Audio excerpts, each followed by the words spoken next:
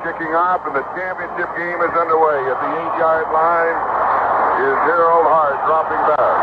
Up the sideline and then knocked out of bounds near the 40-yard line on the return. Officials spot him out at the 38, where the Raiders will move on offense.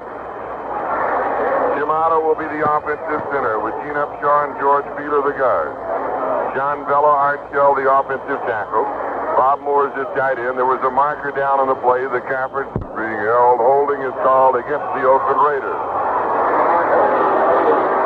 Cliff Branch, Fred Biletnikoff, the wide receivers. Clarence Davis and Marv Hubbard, the running back. Ken Stabler, the quarterback.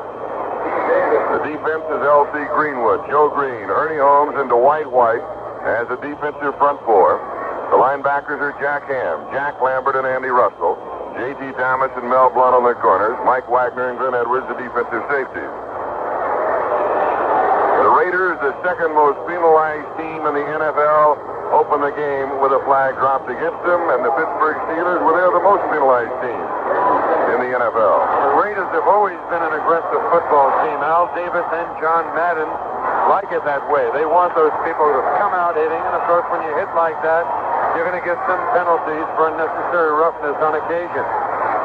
Oakland, their own 23-yard line. Stabler, the quarterback. Jim Otto, the offensive center.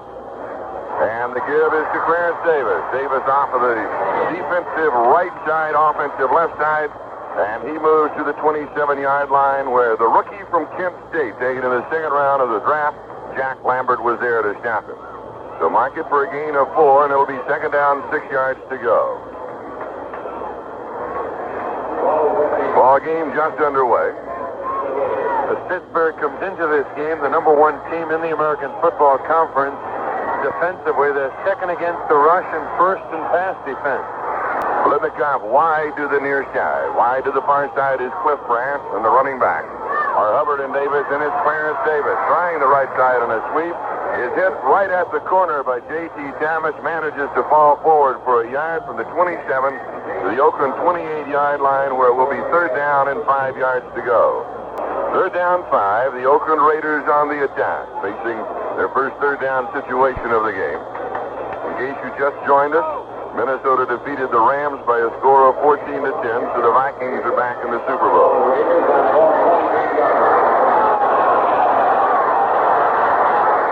Now with a slot to the left side. Biletnikoff is split wide. The running backs are split. Stabler to throw. 5 men on the pattern. He's in trouble. He is back to the 15-yard line. Joe Green was the man who got him, and that is the 53rd sack of the year for the Steelers. For Joe Green, his 10th of the year, and their first to the playoffs. And what DeLuca mentioned, they did not have one last week. What made that even more remarkable is that 2 men were blocking Joe Green. As they often do, many offensive teams will put the offensive center and one of the guards on Green, leaving the rest of that defensive line in a one-on-one situation. Fourth down, around 16 to go. Ray Guy is in the kick, the number 1 punter in the NFL. Regular season average, 42.2 yards, a net of above 35, and he bails a beauty. Lynn Swan takes it way back at the 28-yard line. He's to the 40. Hit, fumble, scramble for it at the Steelers' 41-yard line. Raiders have the football. It's a big break for the Oakland Raiders, and I sort of hope that we don't see too many mistakes like that. Those are the costly errors that frequently determine the outcome of football games. However, in a championship game, you like to think that the best team wins. The team with the best personnel that has put it all together is the team that's going to come out on top, not the team that happens to have the fewest mistakes on a given day. And that was a 50-yard punt by Ray Guy. Oakland in possession. Pittsburgh 41-yard line, first down. Harold Hart is the man who recovered the fumble. Hubbard tries the right side. He does not pick up any yardage. It will be second down 10. As L.C. Greenwood was there. 12 minutes, 45 seconds remaining in the first quarter. We have no score. We talked about the Steelers' defense being number 1 in the American Football Conference. The Raiders finished with a number 1 offensive unit. They were second rushing, third passing the football. Second down 10. Running backs are split. Sabres in 5 men on the pattern. Drops back to throw under pressure. Pass is incomplete near the 30-yard line. It's going to Bolitnikov. J.T. Thomas has the coverage, and John Madden is now going down the sideline, irately talking to one of the officials, looking for an interference call that was not there. So bring it back to the 41. It's third down 10. Yeah, Charlie, once again, Stabler was rushed. The pass protection was not good. Third down and 10. On a third down and 5, Stabler was sacked earlier. He's back to throw, has time. Over the middle, the pass is complete. 29-yard line, Cliff Branch. Branch, the number 2 receiver in the American Football Conference, the number 4 receiver in the regular season. In the NFL, and it is a first down. Donnie Shell, now in for the defense, is the man who made the tackle. I mentioned at the start of the game, Joey, that the Raiders have changed their offensive philosophy several times over the last few years. I wouldn't say that they were a big play team as they were in the past, but certainly they're going more back toward the big play. Cliff Branch is one reason for that. They now have that guy who can break the game wide open. At the 28-yard line of Pittsburgh. Pete Banaszak now in as a running back, and he goes to the left side. Ernie Holmes makes the tackle. Mike Wagner, the strong safety, back in for Donnie Shell, the defensive change for the Steelers.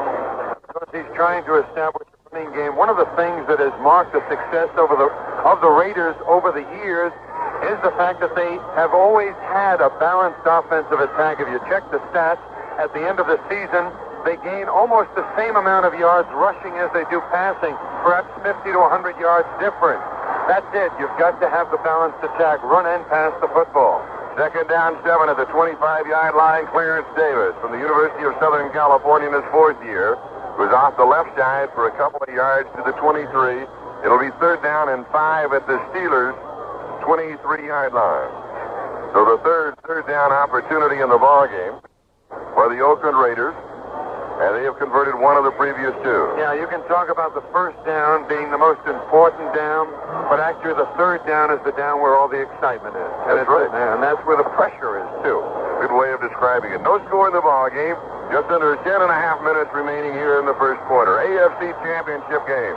Bolitnikov wide to the near side. Branch wide to the 4 side. Stabler back to throw in the pocket. Over the middle, it is incomplete. Good defensive play by Glenn Edwards. Edwards and Cliff Branch in the collision as soon as the football got there. And here comes George Blanda. Blanda is setting a new AFC record with this appearance. He has now appeared in 9 championship games. Glenn Edwards was accused of taking a cheap shot on national television earlier in the year. Tough football player. He really racked up Branch. That's why that pass was incomplete. Nothing cheap about that. Field goal attempt from the 30, 40 yards in distance. It is good. George Blanda opens the scoring with a 40-yard field goal, and the Oakland Raiders are out in front. There's a timeout with a score: Oakland 3 and Pittsburgh 0. Oakland Raiders defensive tackle Art Toms discussed earlier today what the Raiders must do to stop the Steelers' running attack. Stop the run to start off with, stop Franco and stop Rocky Blyer and from running. Franco is the main ball carrier, gained over 1,000 yards this year, and he's a good runner. He likes to come inside. If it's clogged up inside, he likes to break it to the outside a little bit, and that's where he seems to get a lot of his yards, and we're just going to contain him and contain Bradshaw. We stop the run, then then they'll drop back the pass on, say, second and third down situations where it's a little longer yardage, and then we have to watch for Bradshaw running, which he does quite a bit. I think he gained over 300 yards this year and didn't start the whole year. I don't know how many games he actually started, but I think it was less than half. Defensive tackle Art Toms of the Raiders. They'll have to stop, of course, Rocky Blyer. They'll have to stop Franco Harris. A fine running attack by the Pittsburgh Steelers coming up right now. George Blanda with a 40-yard field goal. The Raiders out in front, and we have 10-14 time remaining. Mel Blunt, Steve Davis, and Preston Pearson are the 3 deep backs, as the rookie George Jakovinko from Syracuse will be kicking off the Oakland Raiders from the 35-yard line. And he sails a beauty. Steve Davis, 4-yard line. 15-20 up the middle, cuts to the far side, slips the tackle down at the 25. 21 yards on the return, and now almost 5 minutes into the ball game, the Steelers move on offense for the first time. They'll go with Terry Bradshaw at quarterback. Rocky Blyer and Franco Harris will be the running backs. Ron Shanklin and Frank Lewis the wide receivers. Larry Brown's the tight end. John Gold, Gordon Gravel, the offensive tackles. Jim Clack, Jerry Mullins, the offensive guard. Offensive center is Ray Mansfield. Another. Bradshaw takes, he hands off to Franco Harris. Harris finds running room to the right side after starting to the left. And he battles his way to the 33-yard line. Phil Villapiano, the defensive left linebacker, makes the tackle for the Raiders. That defense is Villapiano, Dan Connors, and Darrell Irons, the three linebackers, with Bubba Smith, Otis Sistrunk, Art Times, and Horace Jones up front. Skip Thomas, Nehemiah Wilson on the corners, George Atkinson, and Jack Tatum at the defensive safety. Second down, 3 yards to go for the first down. Good position to be in. Rocky Blyer. Sweep near side. Defense is there. He'll maybe lose half a yard. Officials will mark the ball. Again at the 33-yard line. It'll be third down and 3 with Jack Tatum and Gerald Irons for the defense. Rocky Blyer is a fine all-around football player, a good back, doesn't have that blinding speed. That time, he started to go off tackle. There was no hole, tried to break it to the outside, just didn't have the speed around that corner. Third down and 3, Monty Johnson is in for the defense. Bubba Smith comes down a 3-man rush looking for the pass. And 4 linebackers. Running backs are split, Bradshaw to throw. Has all the time in the world, goes to the far side, comeback pattern to Shanklin, and they will rule it incomplete. Had his hands on it, came sliding back. Skip Thomas was there for the Raiders, and he couldn't retain possession of the football.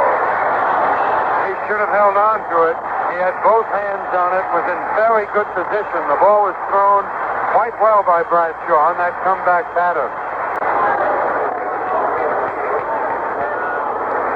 Fourth down and 3. The solo return man dropping back at the 25-yard line is Ron Smith. Bobby Walden kicking. Low snap. Gets it off under pressure. Goes off to the right side. Takes the Pittsburgh rule inside the 30, inside the 25. It'll be down near the 21-yard line. So the Oakland Raiders will now take over on their own 21-yard line as Reggie Garrett of the Steelers was downfield to down the ball. We've got 8 minutes and 27 seconds remaining here in the first quarter. There's a timeout with a score. The Oakland Raiders 3, the Pittsburgh Steelers nothing. Oakland Raiders can strike without any, not so much for the drive, but just on quick plays, either long passes or wide open type play as they've done all year long. And Raiders quarterback Kenny Stabler credits wide receiver Cliff Branch for his club's reputation as a big play team. Cliff Branch is off and has added a hell of a lot to our offense. You know, he's a great team and everything, and he just basically got down to take advantage of the guy's a 9-1 guy and try to work some way to get him man-to-man with somebody and get him deep. And we've been really fortunate this year and successful doing it. And he's come up with the catch, you know, and made the big play. And then Freddie makes big plays every year. You know, we've been a big play team, I guess, this year. You might say that it's brought us out of the hole an awful lot of times. Raiders quarterback Kenny Stabler. The Raiders recall the 1972 playoffs when the Steelers beat them 12-7 on a disputed call with only 5 seconds left in the contest. This is Charlie Jones, Cam DeLuca. We're at the American Football Conference Championship game in Oakland, California. The Oakland Raiders out in front by a score of 3-0, courtesy of the 40-yard field goal by George Blanda. Minnesota defeated Los Angeles earlier today, 14-10, so the Vikings are in the Super Bowl to meet either the Raiders or the Steelers. Oakland now on offense from their own 21-yard line. Stabler fakes the draw, back to throw, deep over the middle. It is intercepted. J.T. Thomas was diving for it. He trapped the ball. They will call off the interception, and he'll bring it back to the 21-yard line. They just haven't given Stabler the type of protection that any quarterback needs. He finished second in the American Football Conference in passing this year. Ken Anderson of Cincinnati was number 1, but Stabler was just 1.1 grading points behind Kenny Anderson. And, of course, Stabler was the number one passer in 73, but you've got to give him protection. He can't do it by himself. He threw for 26 touchdowns during the regular season. That was most in the NFL. Here is Hubbard. He's just back to the line of scrimmage. So it'll be third down, 10 yards to go. As Hubbard, who rushed for 865 yards in the regular season, is stopped by Jack Lambert. Hubbard, fifth in rushing in the AFC and seventh overall in the NFL. Third down and 10. Donnie Shell checks in for the defense, and Jack Lambert will come out. So 2 linebackers and 5 men in the secondary. Saber taking a lot of time in the huddle. And now, Cliff Branch goes wide to the far side.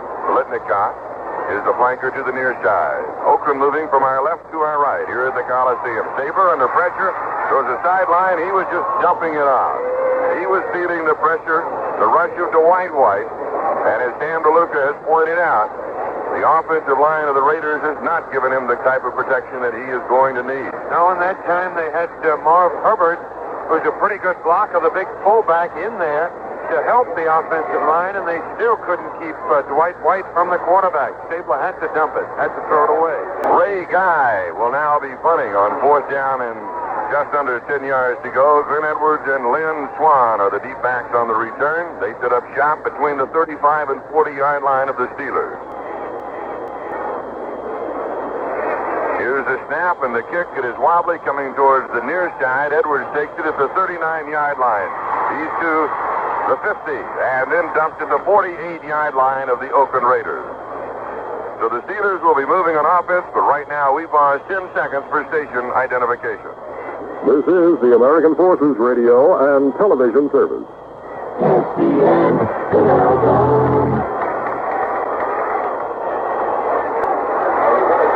Pittsburgh on offense, moving now from our right to our left. The line is scrimmage, the 48-yard line of Oakland. Terry Bradshaw is the quarterback. The running backs are Rocky Flyer and Franco Harris. Bradshaw gives to Harris, and he is cut down by Art Kahn. Good defensive play by the 6-year veteran from Syracuse. The defensive right tackle who was there knocked him down right at the line of scrimmage. It'll be second down and 10. Franco Harris, 5 100-yard-plus games this season during the regular season. His top was 136, and that was against New England. Tony Klein comes in, and Bubba Smith comes out. Second down and 10. At the Oakland 48-yard line, the Steelers on offense trailing 3-0. Bradshaw spins. He hands to Franco Harris, and they hand him his hat. Maybe a yard. Dan Connors and Tony Klein were there to meet him. Tony Klein underwent knee surgery during the early part of the season, and he's been out, I guess, for the entire season. He has been. He got in about the last 3 games, had to play some. Yeah, but it takes time to get back. Right. As was evidenced, I think, by last week's game against Miami.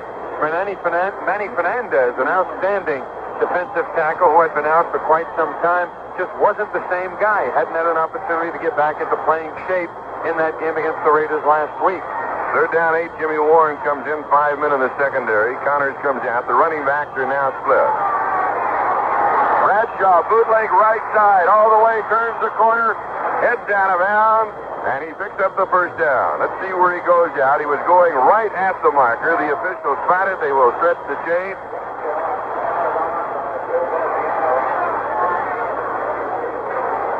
And they're still holding a coverage by the chain on the far sideline. It is the first down.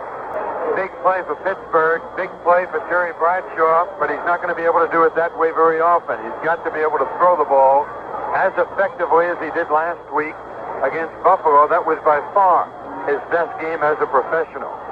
First down at the Oakland 37-yard line. What he was doing last week, Charlie, was looking perhaps for the first time for a secondary receiver. In the past, he looked at one man. If that man wasn't free, he either threw it away or ate the football. Last week, he was looking all over the field. First down at the Oakland 37. Franco Harris, he may lose a yard on the right side. Not the ball at the Oakland 38-yard line. It'll be second down and 11 yards to go. The two wide receivers, Ron Shankler and Frank Lewis for the Pittsburgh Steelers. And just like last week, I'm sure that we will be seeing John Stallworth and Lynn Swan. Because Bradshaw had that great day last week, 12 for 19, but he also ran the ball 5 times for 48 yards, just as he came up with a key first down in this drive. Second down, 11. The quick pitch is to Franco Harris. He's around the right corner, down the far sideline, and he has the first down. He goes near the 27-yard line as the officials mark the ball on the far side of the field. And I may have been a bit too quick on the call, as the officials spot the ball just inside the 28-yard line, so it'll be third down and less than a yard to go for the first down. Earlier in the year, the Raiders were putting 12 and 13 men on the field, and then 1 or 2 players would leave as the offensive unit came out of the huddle. This was not to tip the coverage or to tip the defense, but the National Football League has prohibited them from doing that in this game. Franco Harris picks up the first down as he goes to the 24-yard line, a gain of 4. Charlie, what was the official ruling? Actually, they didn't prohibit it entirely. No, the ruling is that once you come onto the playing field, you have to stay in for 1 play. And that's always been the ruling, and it's one of those things, but it was not being enforced, and they just made sure they would be enforced. So actually, you might have 12 or 13 people on there, but it's a tip to the offensive unit that new people are definitely coming in for the defense. Right. Right now, the Steelers with their first offensive drive underway. The line of scrimmage at 24-yard line of the Oakland Raiders. First down. Bradshaw to throw. Lots of time. Comes back to the near side. Incomplete. Throwing low to Frank Lewis at the 13-yard line. Looked as if he was going to contain it for a moment. Jack Tatum for the defense. But the pass was simply a little low, and he was wide open. Yeah, pass was thrown low, and yet on a comeback pattern over the middle, or any time you throw over the middle, the quarterback would like to keep the ball low to avoid the tip-up and the possibility of an interception. You can't knock Bradshaw. Lewis could very easily have held on to the football. Right, second down and 10, 24-yard line of Oakland. Steelers on offense. Running backs are split. Wide to the far side is Ron Shankman, and split to the near side is Frank Lewis. Pitches to Blyer. He turns the corner inside the 20 to the 18-yard line. A gain of 6, it'll be third down 4. Raiders are moving their linebackers in and out of the line. Dan Connors got down the 3-point stance with one hand on the ground, then moved back into the traditional linebacking stance, a 2-point stance. And what that does, it sort of makes the offense aware, and it controls the splits on the part of the offensive lineman. It also makes it difficult for the quarterback to check off or call automatic on the line of scrimmage. And, of course, sometimes it could counteract the strength of the offensive unit. Third down and 4. 18-yard line of Oakland. Bradshaw taking all kinds of time now at the line of scrimmage. He goes back to throw. 2 backs in the block, dumps it off safety valve Blyer. Inside the 15, first down as he goes to the 9-yard line. It'll be first down and goal to go as Bradshaw kept Blyer and Franco Harris both in, then looked to Rocky Blyer as the safety valve in the left flat, and he picked up the first down to the 9-yard line. Yeah, another mark of maturity, another years perhaps, when Bradshaw was looking downfield and didn't find a receiver, he might be inclined to throw it away or start scrambling. In that situation, he just threw to the safety valve, Rocky Blyer. And you remember Blyer in the game last week, a 25-yard touchdown reception from Bradshaw. First down, goal to go at the 9-yard line. Franco Harris, maybe a yard, and that is just about all he will get as he was shut down by Horace Jones. And we've got now 2 minutes remaining here in the first quarter, with the Raiders out in front by a score of 3-0, and the Pittsburgh Steelers on the move. The ball at the 8-yard line.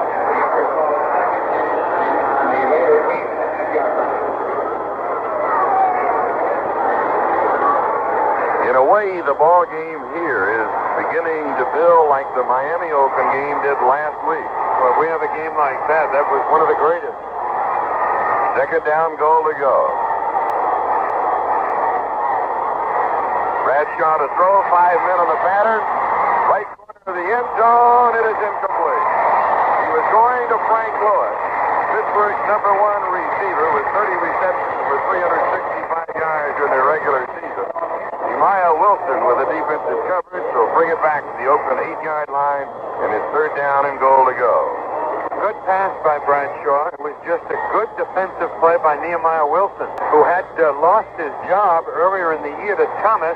However, Willie Brown has been out with the flu, and although he could play today, the Raiders said that they probably would not use him because he hasn't had a chance to practice. And, of course, Willie Brown also had the injured knee ligaments in the Detroit game back on November 17th that cost him some playing time. Shankman wide to the far side. Lewis to the near side. Third down, goal to go. 8-yard line of Oakland. Bradshaw to throw. Being rushed. Steps out of the pocket. Buttons to his right. He's to the 5. Hit at the 4 and down and out of bounds at about the 2 or the 2.5-yard line. Skip Thomas at defensive left corner is the man who finally stopped him, and here comes Roy Girella, the leading scorer of the AFC with a total of 93 points during the regular season. He had 20 of 29 field goals, and he made 13 of his last 17. And last week, a 21-yard field goal and a 22-yard field goal. So he now can tie it up. At the 10-yard line, a field goal of 20 yards. Bobby Walden to hold.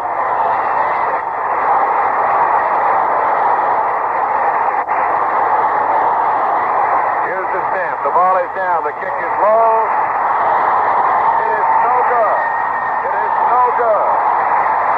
There's a timeout with 1:09 remaining in the first quarter. Oakland 3, Pittsburgh nothing. Be back with a kickoff in just a few moments. Looking at the two passers involved in this AFC championship game today, Kenny Stabler ended up as the number 2 quarterback in the AFC behind Anderson of Cincinnati. Stabler had a completion percentage of 57.4, completing 178 of 310 passes for 2,469 yards and 26 touchdowns. He had 12 passes intercepted. Bradshaw, off and on, the quarterback for Pittsburgh, gave way to the middle of the year to Joe Gilliam. And actually, Gilliam finished one slot ahead of Bradshaw in the passing, but both were way down in the AFC passing department. Bradshaw completed 67 of 148 passes. His completion percentage was 45.3 for just 785 yards and 7 touchdowns. Had 8 passes intercepted, but he came on real strong for Pittsburgh and has gotten them this far right now. Roy Girella just missing a 20-yard field goal. So the Oakland Raiders now take over on their own 20-yard line, first down, and we have 1 minute and 9 seconds remaining in the first quarter. There may have been a problem with the snap and putting the ball down, the holder coordinating with the kicker. It looked as if the ball was almost on its side, and it never did get up. All right, the Raiders now moving from left to right from their own 20-yard line. Clarence Davis starts to the left with blockers out in front, cuts back, and he picks up around 3 yards. The 23-yard line where it'll be second down and 7 yards to go. Jack Lambert was there. Dwight White was also there along with Andy Russell for the defense. So it is second down and 7 as we move inexorably towards the end of the first period of play. George Blanda with a 40-yard field goal and Roy Girella missing on a 20-yard attempt. And the Raiders lead it by a score of 3-0. Here's the slot right side. In the slot is Cliff Branch. Going back opposite the slot is Clarence Davis. And he has just about a yard to the 24, maybe the 25-yard line. So it'll be third down in the neighborhood of 6 yards to go as Jack Lambert, the middle linebacker, was there. Well, he's coming on, Charlie. He's getting better every week. We saw the Steelers a great deal this year. And Lambert just keeps getting better. And, of course, the 2 outside linebackers are as fine a pair as you'll find, Andy Russell and Jack Ham. So now they have 3 outstanding linebackers, the great front 4, and a solid secondary. The gun's down. That is the end of the first quarter. With the score, Oakland 3 and Pittsburgh nothing. Getting back to the stats, we're talking about the passers a moment ago. As far as scoring is concerned in the AFC, Cliff Branch, the fine wide receiver for the Raiders, we heard from a while ago, Kenny Stabler talking about. scored 13 touchdowns, the lead in touchdowns in the American Football Conference this past year, catching 13 touchdown passes for a total of 78.6 ahead of Otis Armstrong of the Denver Broncos. In rushing, the Steelers, of course, have Franco Harris. He wound up number 4 in the rushing department for the Steelers this past year. He attempted 208 on the ground for over 1,000 yards, averaging 4.8 with 5 touchdowns, his longest 54 yards. Big Marv Hubbard was the leading rusher for Oakland. He went through the lines 188 times for 865 yards, averaged 4.6, 4 touchdowns, 32 was his longest. Davis of Oakland also among the top 20 in rushing. That deflected pass in the last minute of the game put Pittsburgh in the playoffs for the first time in 40 years. That was a great moment for me. I'd like to introduce you to another great moment. This is Mildred Morrison, graduating from Chatham College. She never would have made it without the help and training she received at United Way, supported YWCA. There are a lot of great moments in life, and you can share in them when you support your local United Way. The United Way, thanks to you, it's working. It is 3rd down and 6 as play resumes. The Oakland Raiders have the ball on their own 24-yard line as we start the second period. Along with Sam DeLuca, this is Charlie Jones, and we're at the Oakland Alameda County Coliseum. Earlier today, Minnesota defeated Los Angeles 14-10, so the Vikings are in the Super Bowl to meet either the Oakland Raiders or the Pittsburgh Steelers. Banaszak is now in as a running back. Stabler to throw. And the pass is incomplete. Flag has been dropped. The 17-yard line, and a Steeler was shaken up on the play. Dwight White, and he is getting to his feet and seems now to be all right. He was just a little slow getting up. Ray Guy is coming in, and the flag has been pocketed. So apparently an official made a mistake. They said illegal procedure against the officials was the call that they just gave. So that is putting the blame where it belongs in this situation. All right, now, Ray Guy to punt.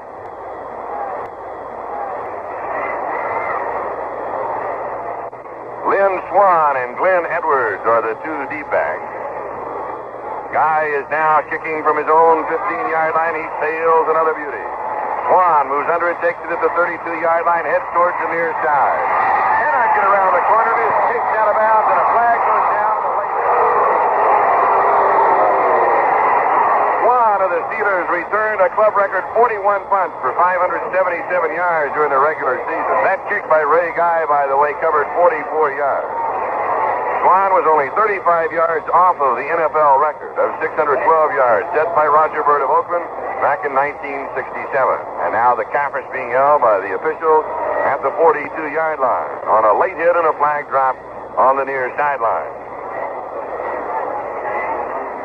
An eligible receiver against downfield, against an eligible man, rather, against Oakland, and a personal foul against Oakland. A flag was dropped also back at the line of scrimmage.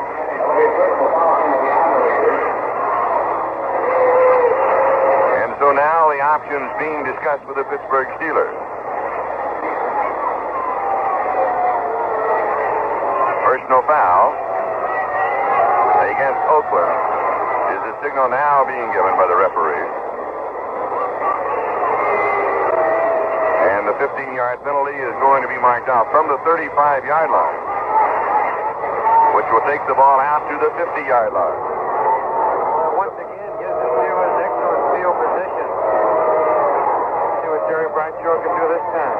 They started their last drive at the 48-yard line. Got awfully close, but they couldn't get on the scoreboard. All right, from the 50-yard line, going to the far side, John Stallworth is now in his one-wide receiver. And Lynn Swan is the other. The running backs are Franco Harris and Rocky Blyer. Jerry Bradshaw is the quarterback. He fakes trap left side, Blyer the ball carrier. And he goes to the 46-yard line. A gain of 4, it'll be 2nd down 6, and Otis Sistrunk is the man who made the tackle. Now, the Raiders have not been the toughest team in the American Football Conference against the rush this year. They finished 7th overall on defense, 9th against the run, and 6th against the pass. I thought perhaps that was because they were placing the emphasis against the pass. You know, the pass can hurt so quickly and be so decisive, they would much rather perhaps put the emphasis in stopping the pass and hope that teams will make mistakes in concentrating on the running game. Quick screen pass, Stallworth, the wide receiver on the far side, and he picked up 2 or 3 yards, and there was a scramble at the bottom of the pile, but the Steelers retained possession of the football at the Oakland 43-yard line. So a gain of 3, and it'll be 3rd down and 3. 13 minutes, 49 seconds, the clock is moving. Time remaining in the first half. The Oakland Raiders 3, the Pittsburgh Steelers nothing. George Blanda with a 40-yard field goal, and Roy Jarrella missed from 20 yards out. The 2 scoring attempts in the ball game. Frank Lewis is back in as a wide receiver. He goes to the far side.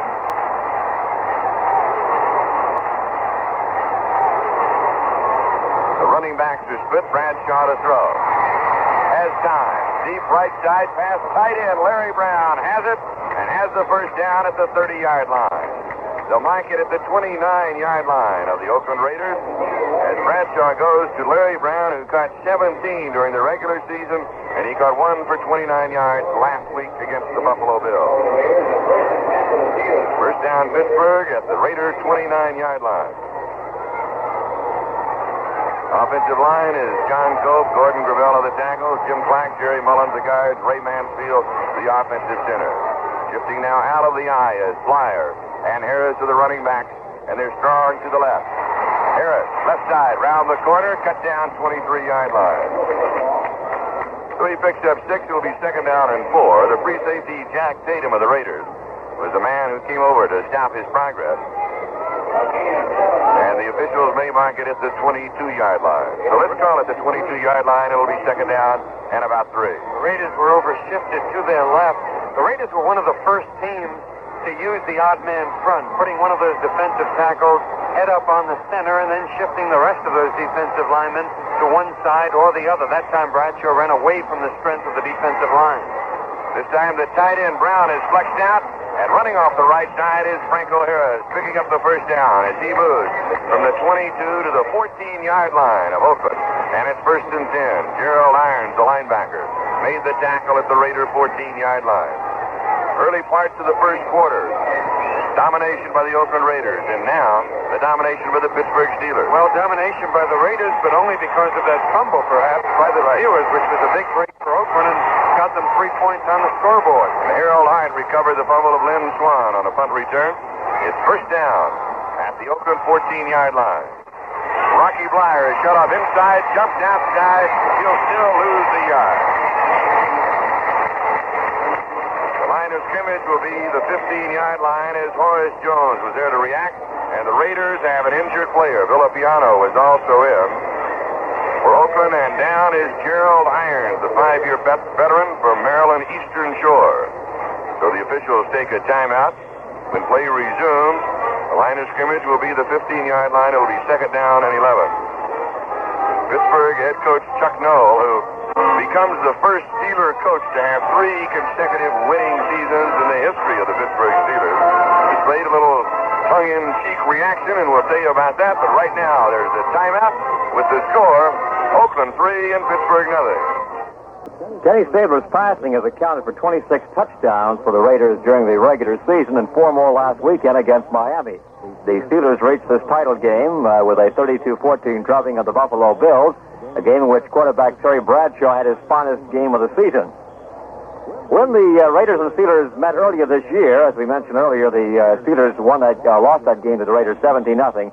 Hard-running Franco Harris was hurt on the first play of the game, and Bradshaw was on the bench until the final minutes of play. Still, Harris finished up with over 1,000 yards rushing. The Steelers had the best defensive team in the conference.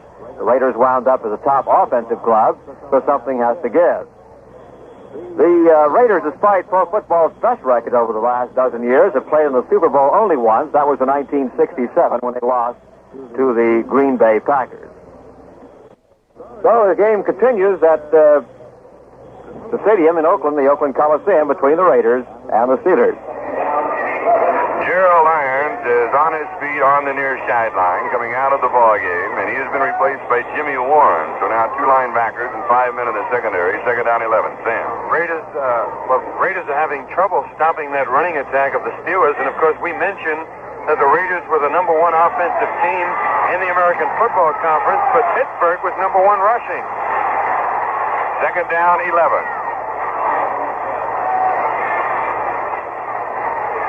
Running back split, fake on a pitch out, trap up the middle, and Rocky Blyer rolls inside the 10 to the 9-yard line, picking up 6 along the way before Horace Jones stops him. It'll be third down and 5. And back to the statement of head coach Chuck Noll. For the players, it's just another week. The pressure this week is on the sports writers.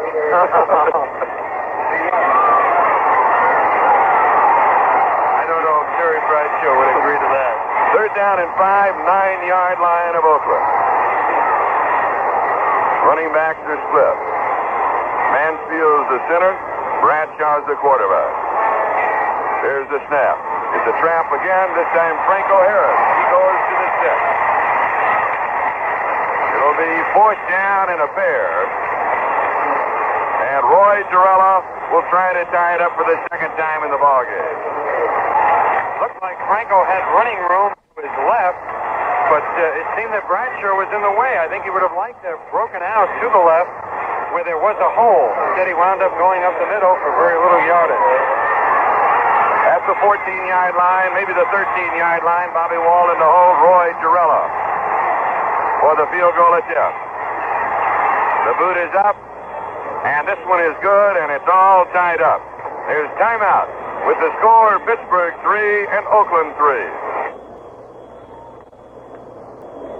The reports are difficult to track down because coaches and players deny it, but the reports are still strong that there is dissension and racial problems on the Notre Dame football team almost on the eve of Coach Ara Prestigian's last game. That will, of course, take place on New Year's night when the Fighting Irish take on Alabama. Some close to the Notre Dame team said the players are serious in their determination to win as a going-away gift for their talented coach, while there are some who say there's annoyance with Prestigian because 6 blacks were kicked off the team for a dormitory violation last summer. In Saturday's college football bowl game, Mississippi State edged North Carolina in the Sun Bowl in El Paso, Texas, 26-24. Vanderbilt and Texas Tech played a 6-6 tie in the Peach Bowl. Oklahoma State defeated Brigham Young 16-6 in the Fiesta Bowl. And in the Shrine game at Palo Alto, California, the East team upset the West 16-14. Harold Hart and Ron Smith are the deep backs on the return for the Oakland Raiders as Roy Girella will now be kicking off from his own 35-yard line. He is kicking from your left to your right. The ball game tied at 3-3. Landa's 40-yard field goal, Girella's the 23-yard field goal after missing earlier from 20 yards out. Girella approaches the ball, and he sends it high and deep, end over end. At the 5-yard line is Ron Smith. Smith to the near side now to the 20, the 25, lowers his head, and is battered down at the 31-yard line. So return to 26 yards, and Donnie Shell, the free agent from South Carolina State, is the man who made the tackle. Stabler has completed only 1 of 6 passes for 13 yards, and the Raiders have 1 first down. And you can credit that defensive line for the Steelers putting on a good pass rush, and that's the reason that Stabler is just 1 for 6. The officials spot the ball at the Oakland 30-yard line. First down. Clarence Davis and Marv Hubbard are the running backs, and it is Hubbard off the left side, and he goes to the 33, maybe the 34-yard line. During the season, the Raiders had good pass protection. Their quarterbacks were thrown just 24 times as compared to 40 times in 1973. I think one of the reasons was not so much the improvement along the offensive line, but the fact that Stabler was a more mature quarterback and he was less indecisive. Second down, 7. The 2 wide receivers are Fred Biletnikoff and Cliff France. Stabler to throw. As time goes left, goes to his tight end. It is complete to Bob Moore. Moore has it in the neighborhood of the 40-yard line, which will give the Raiders a first down. But let's see where the officials spot the ball. They're going to spot it just to the Oakland side of the 40-yard line. So it will be third down and about a half a yard to go as Dave Casper, the number 2 draft choice from Notre Dame, comes in. Bolitnikoff comes out. Oakland will go with 2 tight ends. 8 minutes, 13 seconds time remaining here in the first half. The ball game tied at 3-3. Taylor takes a lot of time. He turns. He hands off to Davis, and he does not pick up the first down is the first indication. So going with 2 tight ends and a straight power play off to the right side, the defense of the Steelers is there. And they have been here certainly this afternoon. That has been the ball game. L.C. Greenwood and Glenn Edwards, the 2 keys. A loss of a yard to the 39. It will be 4th down and 1. So Ray Guy will be kicking away. During the regular season, a 42.2-yard average, and last week a 42-yard average, a net of 36. Lim Swan and Glenn Edwards are the 2 deep backs on the return. Swan on the near side of the 20-yard line. Edwards on the far side back at the 16. Here's the snap. And the kick. It is high. It is wobbly. And it takes the Raider roll inside the 20. His first touch as they chased it. I thought it was first touched at around the 19-yard line. The officials then move and drop the cap at the 25-yard line. The cap is kicked away by Pete Banaszak. And, of course, first touching by the kicking team is where the ball will be spotted. Now the officials are going to spot the ball at the 22-yard line where Banaszak dropped the official's cap. There's a timeout, 7:09. Time remaining first half. The score, Pittsburgh 3 and Oakland 3. In case you missed it or missed part of it, earlier today, the Minnesota Vikings won their game in the NFC playoffs at Bloomington, Minnesota, beating Los Angeles 14-10. Win, of course, gives the Vikings a free trip to the Super Bowl against the winner of the game we are broadcasting right now, Oakland and Pittsburgh. Linebacker Wally Hilgenberg's end zone interception halted a 98-yard L.A. drive. Then the Minnesota Vikings came back with a winning touchdown by Dave Osborne to cap the victory in Minnesota. The game, of course, at New Orleans will be Super Bowl number 9 on January 12th. The Rams were trailing 7-3 at one point. They'd gone from their 1-yard line to the Vikings' 1-yard line midway through the third period. They covered 73 of those yards on a busted pass play. With L.A. seemingly ready to score, a motion penalty assessed against guard Tom Mack pushed the Rams back to the 6. Quarterback James Harris picked up 4 yards in the keeper play. But on 3rd and 2, the Rams quarterback threw into the end zone. The pass was tipped by Jackie Wallace, grabbed by Hilgenberg. Along with Sam DeLuca, this is Charlie Jones. We have 7 minutes and 9 seconds remaining in the first half of the AFC Championship game. Tie ball game 3-3. Steelers ball their own 22-yard line. Bradshaw has completed 3 of 6 for 26 yards. Franco Harris already has garnered 40 yards in 9 carries, and Harris carries again. There's a flag on the play. To the left side, turns the corner, is hit at the line of scrimmage and dumped at that spot. Illegal motion is the call against the Steelers. I believe it was Rocky Blyer in the backfield moving forward at the time of the snap. And it will be refused. There was a loss of a yard from the 22 to the 21. So the choice was either 1st and 15 back in the 17 or 2nd down and 11. The options of the Oakland Raiders, and they opted for 2nd and 11. The ball on the hash mark coming in from the far side of the field. Going wide to the far side is Stallworth. Bradshaw to throw. Goes deep again to Swan, and he can't pull it down. Diving for it. Tried to pull it in with a one-handed grab at the 50 line. As Bradshaw from Louisiana Tech fired a bullet that covered some 40 yards in the air, and I doubt, Sam, if it was over 12 feet off the ground at any given moment. Well, he's got the arm. No one has ever questioned Terry Bradshaw's physical ability. There have been some people that have questioned his mental capacity to play quarterback and to maintain the poise essential. Last week, of course, he was outstanding. In high school, go ahead. No, that's it. In high school, Bradshaw set the national interscholastic record for the javelin throw with 244 feet 11 inches back in '66. He's in control of this game. 3rd down, 11. Bradshaw to throw. Dumps it off. Flyer, left flat. 25, 30. First down. Still on his feet at the 35. Battles his way to the 37-yard line, and that was a 3rd down and 11. Mark the ball at the 37-yard line of the Steelers, and it's 1st and 10, converting on a 3rd and 11 opportunity. Of course, that defensive line for the Raiders has been rebuilt almost completely over the last 2 or 3 years. Ben Davidson, Keating, people like that. Oates are now gone. Now you've got Otis Sistrunk, Art Toms, Horace Jones, perhaps more active than that original line we mentioned. First and 10, Bradshaw keeps. Quarterback option pitches to Franco Harris around the left side, and he pulls his way out of bounds at about the 45 or the 46-yard line. Bradshaw fake, started to his left with a ball on his hip, and then let the defense commit themselves and simply pitched it out. Officials spot the ball at the 45-yard line. It'll be second down and 2. Clock is stopped as he went out of bounds. We've got 6 minutes and 3 seconds remaining in the second quarter. Tie ball game, still at 3-3. Bradshaw fakes the pitch out. Franco Harris lines up the middle, jumps to the right side, has a couple of yards. It'll be close to the first down. The officials now motion for the chains to come out for the measurement. Harris has amazing quickness and agility for a big man, about 6'2", 230 pounds, and he hits that line like a halfback. He's moving, he's picking his hole, he can make that last-second adjustment. Just about an inch shy of the first down. In third down conversions, the Steelers have converted 5 of 8. The Raiders only 1 of 6. It'll be third down in just a couple of inches. Mike Webster comes in for the Pittsburgh Steelers. Into the offensive line, third down and inches.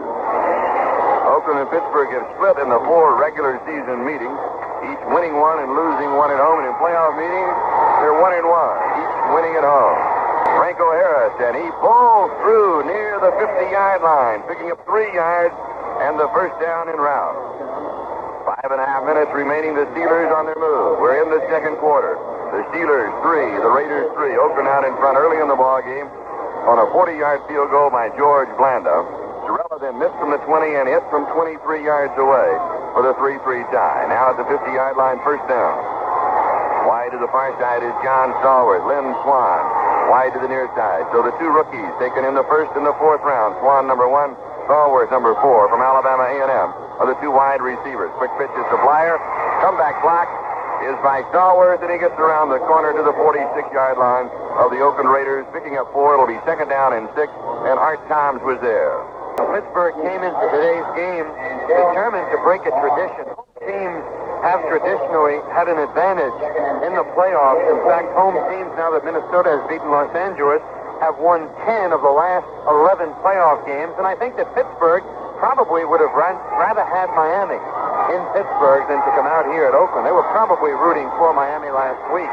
But they say it's not going to matter now. They're here and they're here to win.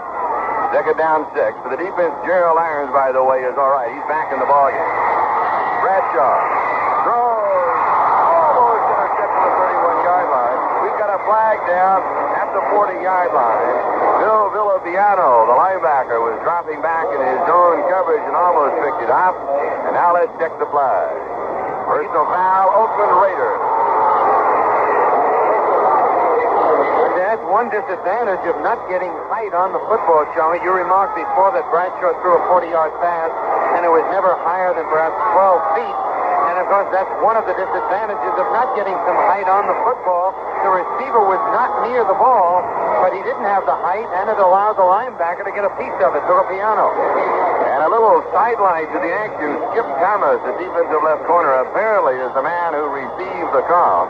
And he was in a vehement argument with the line judge, Art Holtz, and finally had to be pulled away. In penalties, Oakland 45, Pittsburgh none in the ballgame. Shankman is in. Ball at the Raider 31-yard line. First down following the mark-off. Franco Harris backed up at the line of scrimmage for no gain. So it'll be second down and 10 at the Raider 31-yard line. And we have exactly 4 minutes remaining in the first half. A second quarter completely dominated by the Pittsburgh Steelers. But they've been able to put only 3 points on the score to tie the ball game. Second down, just under 10 yards to go.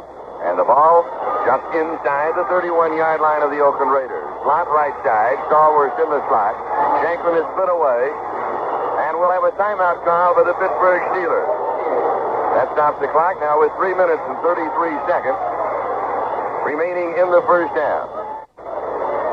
Oakland in the championship game for the 6th time in their last 8 years, and the Raiders are the winningest team in the NFL over the past 12 years, where they have won 115, lost 42, and tied 11. That's a winning percentage in the neighborhood of 73%, which is truly outstanding. Yeah, but they have not done well in the 5 previous championship games that they've participated in. They lost 4. In fact, the only championship game they've won was against Houston back in 1967 when they went on to the Super Bowl. However, they have won 6 of 7 postseason games, not championship games, but the first round of the playoff games here at home. So they're tough on this field.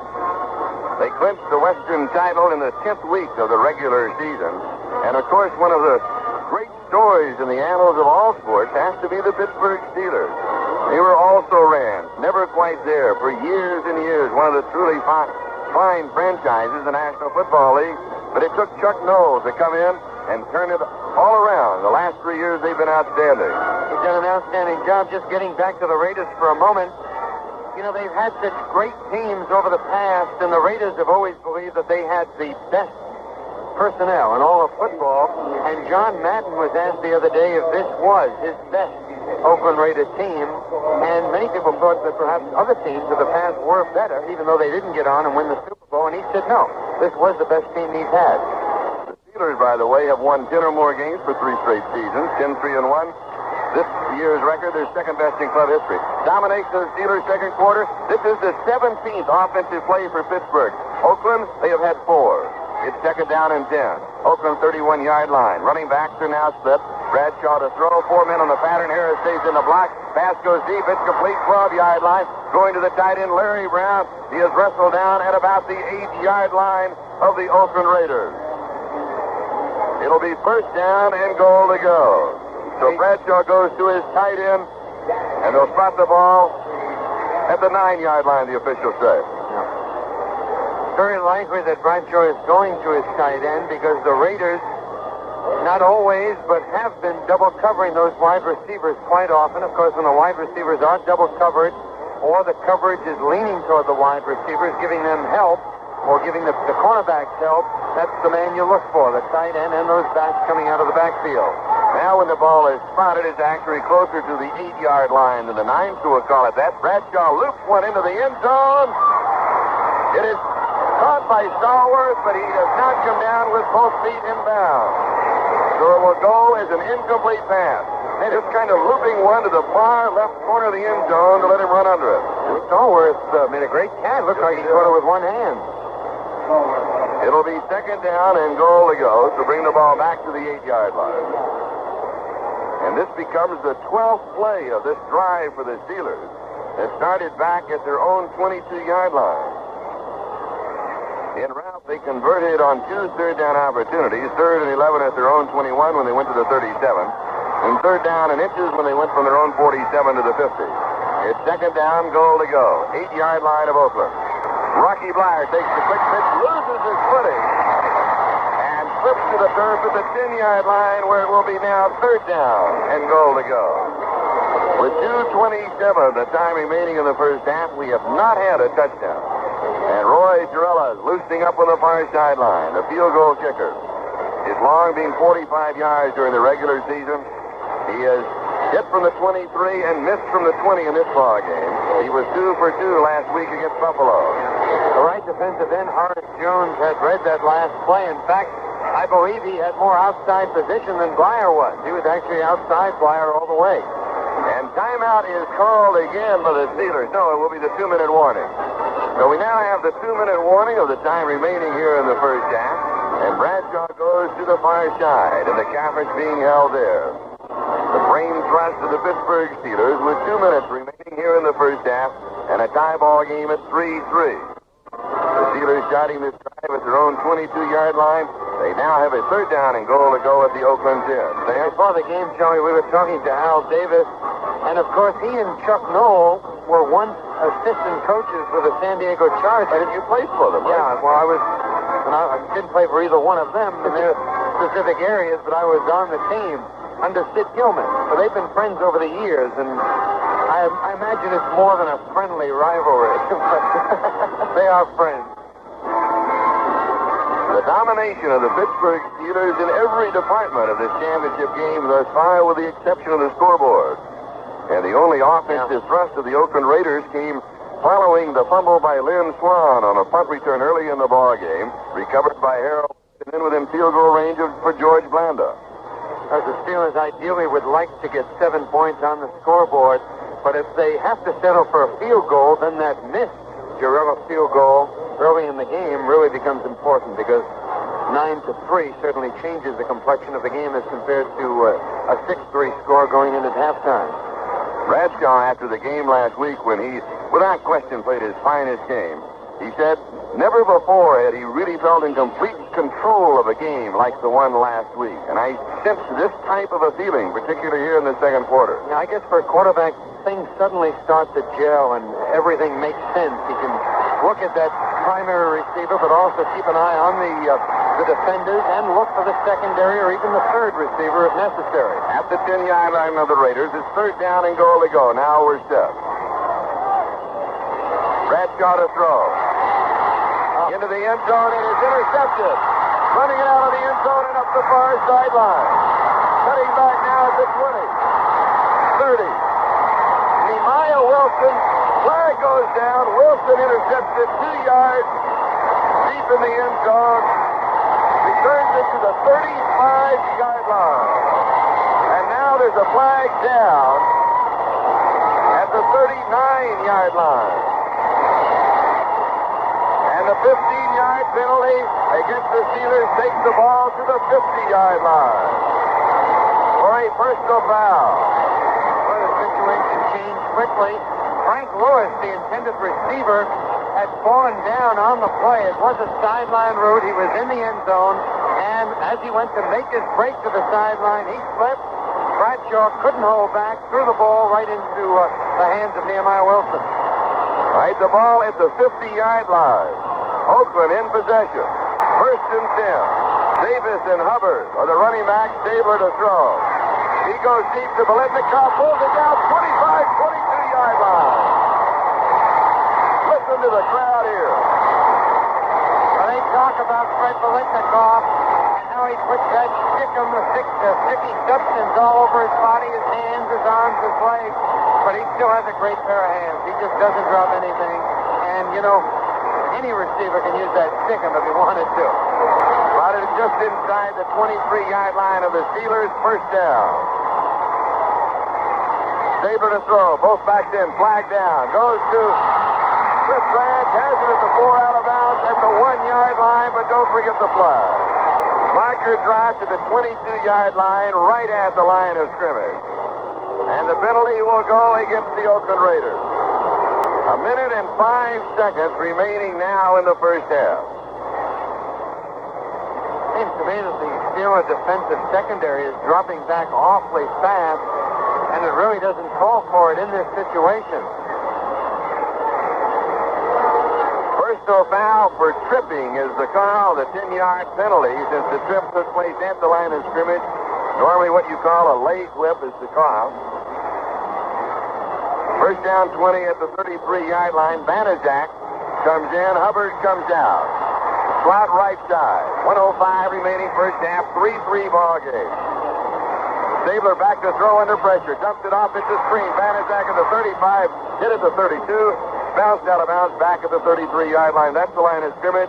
It'll be second down and 20. And it was Andy Russell for the Steelers. Tough to run that play against the Pittsburgh Steelers because of the experience and highly capable linebackers. Those corner linebackers, Ham and Russell, are as tough as anybody in the league. And as bright. Davis comes out as Charlie Smith comes into the game. Last week it was Smith who got the touchdown pass.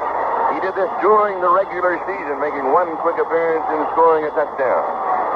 Stabler to throw. Has all the time in the world. Goes to the near sideline. The pass is caught and out of bounds. At the 21-yard line, Bob Moore, the tight end. A pickup of 12 on the play, so it'll be third down and around 8 yards to go for the first down. Mel Blunt with a defensive coverage. Just a couple of minutes ago, now 54 seconds remaining, the Steelers were culminating their supposedly touchdown drive, the interception in the end zone by Wilson, running it out to the 35, 15 more yards for the personal foul, and here come the Raiders. And I was talking about the difference between a 9-6 Right. 6-3 score. Stabler throws low, incomplete. Going to Bob Moore at the 11, which would have given him the first down. The pass bounced at about out to 13, and here is George Blanda. Field goal attempt upcoming. Blanda, as everybody knows, 47 years old.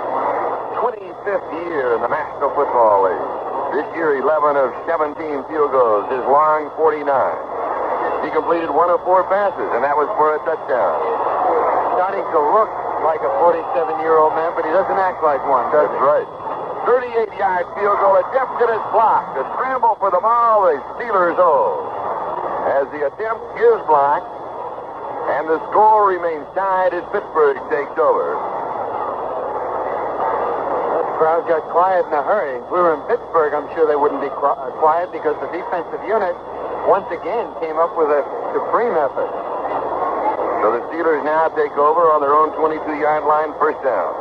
Let's see if Bradshaw was rattled by that last interception. He shouldn't be because there was just cause for the interception. The receiver, Frank Lewis, did stumble or trip or slip, and Bradshaw had released the football at that precise moment. Lambert is the man who blocked the field goal. Rocky Bly breaks clean outside the 30 to the 34-yard line, and he has a first down, picking up 12 yards on a quick opener on the right side. And it's first down 10. The Steelers now at their own 34-yard line. And they don't seem to be rushing out of the huddle. Of course, at this situation or at this point in the game, chancy play is really uncalled for. There's no reason to gamble on that bomb or go for the quick score. You got a whole half remaining. 3, and the Oakland Raiders 3. Oh, Terry Bradshaw literally ran out the clock on that one. Statistics in the first half, and then at the end of halftime we'll update them. With the official stats. First down, Pittsburgh 11 and Oakland 3. Terry Bradshaw completing 5 of 11 passes for 64 yards to 1 interception.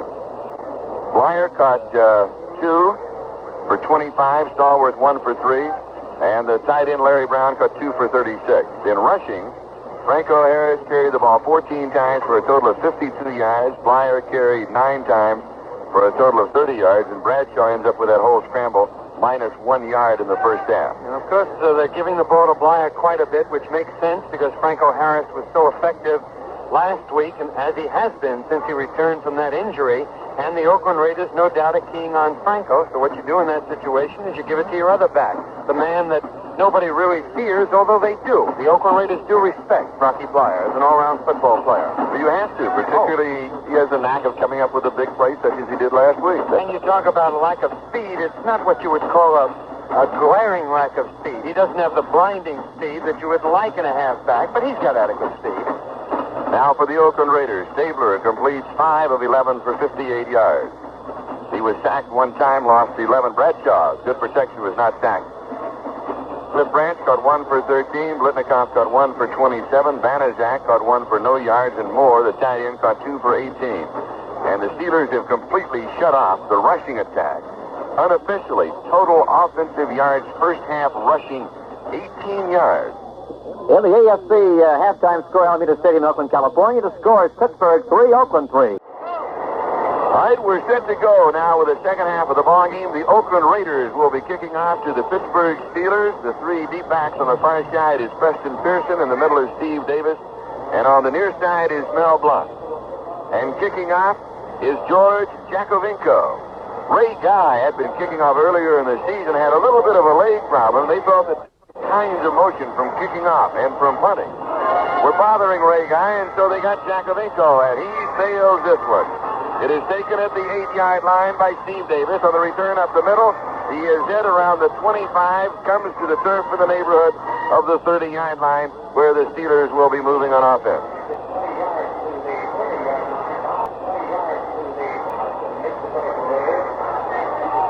The Steelers with the same basic unit.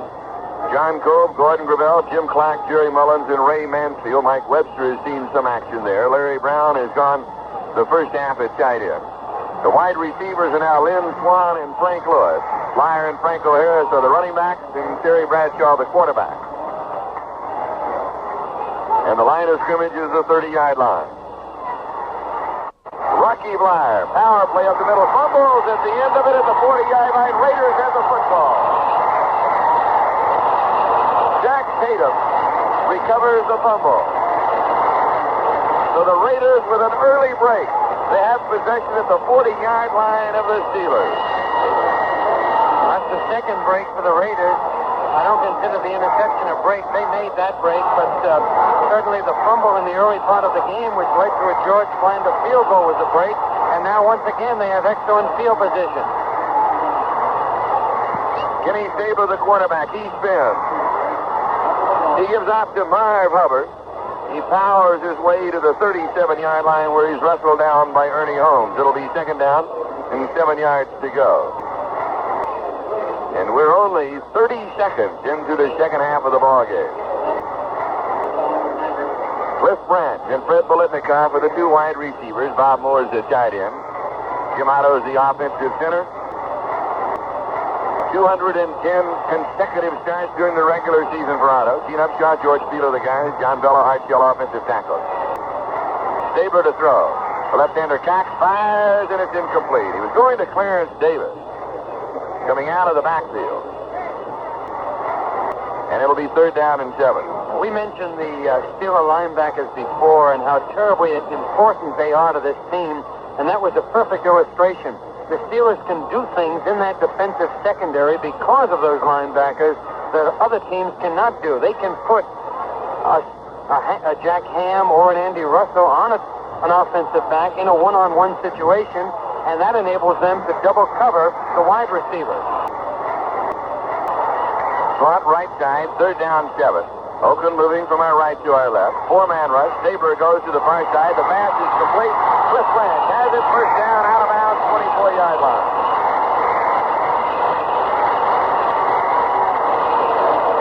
Donnie Shell. Snap Branch at the 24-yard line. Branch, the number 4 pick in 1972, took over the regular wide receiver job when Mike Ciani was placed on the injured list, and that was around midseason. Because Branch has much more speed than Ciani does. Ciani is more a Fred Bolitnikoff type receiver. The receiver with a good move, good hands, but not blinding speed. Banaszak replacing Hubbard, and Banaszak carries. He goes to the 22-yard line, a gain of a couple. Ernie Holmes makes the tackle. It'll be second down, 8 yards to go at the Steeler 22-yard line.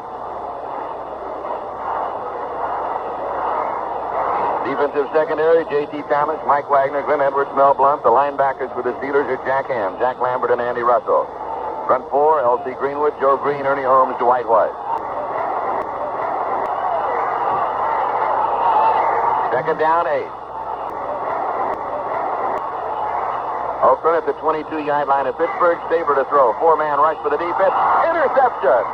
Jack Ham diving in front of beat Banaszak. And he is down at the spot of the interception, which is the 23-yard line.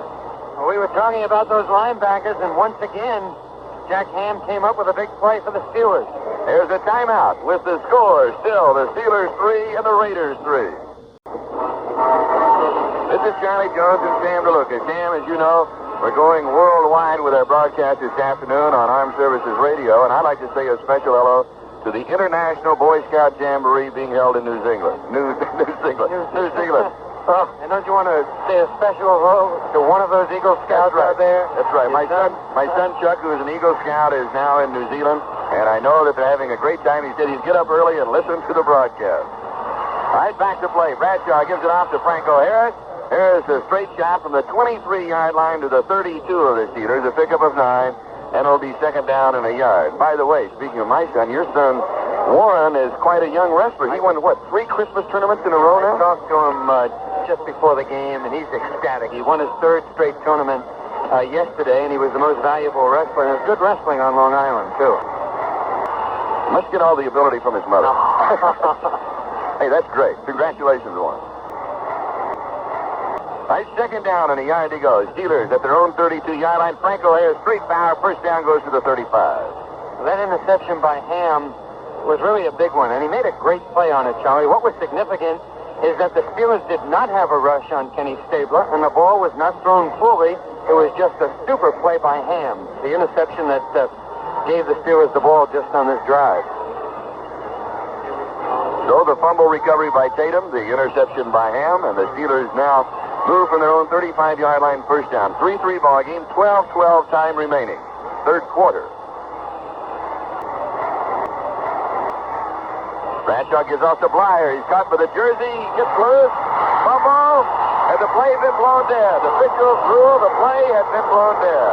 Oakland recovered the ball at the 45-yard line, but the whistle sounded at the 42. A gain of 7.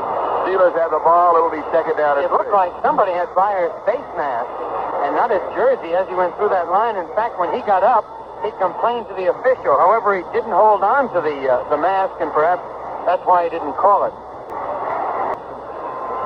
Second down and 3. Is it too early to mention the possibility of sudden death as we see a 3-3 tie? A lot of time remaining, of course. But we'll be here until the ball game is complete, until a winner has been decided to see who will meet Minnesota. Franco Harris busting up the middle to the 50, 47-yard line of the Oakland Raiders. He's the guy that makes that Steeler offense go. In fact, when he was out during the early part of the season, that's when Joe Gillum, who had won that starting quarterback slot for the Steelers during the preseason and in the first 2 regular season games, started his decline. Of course, he eventually lost that job back to Bradshaw. But I think the absence of Harris in the lineup had a great deal to do with Gillum's problem. At the Oakland 47-yard line, it's the first down for the Steelers. Bradshaw takes, spins, gives to Harris. He's bumped along the line of scrimmage, and he'll lose a yard. It'll be second down and 11. We mentioned the possibility of sudden death, as you know. During the regular season, one of the new rule changes with sudden death only for a quarter. The Steelers in Denver played 5 quarters, ended up tied at 35-35. And then in overtime, the Jets beat the Giants 26-20 at the 6:53 mark of overtime. That was the game played in New Haven. Officials spot the ball back at the 49-yard line, so it's second down and 12.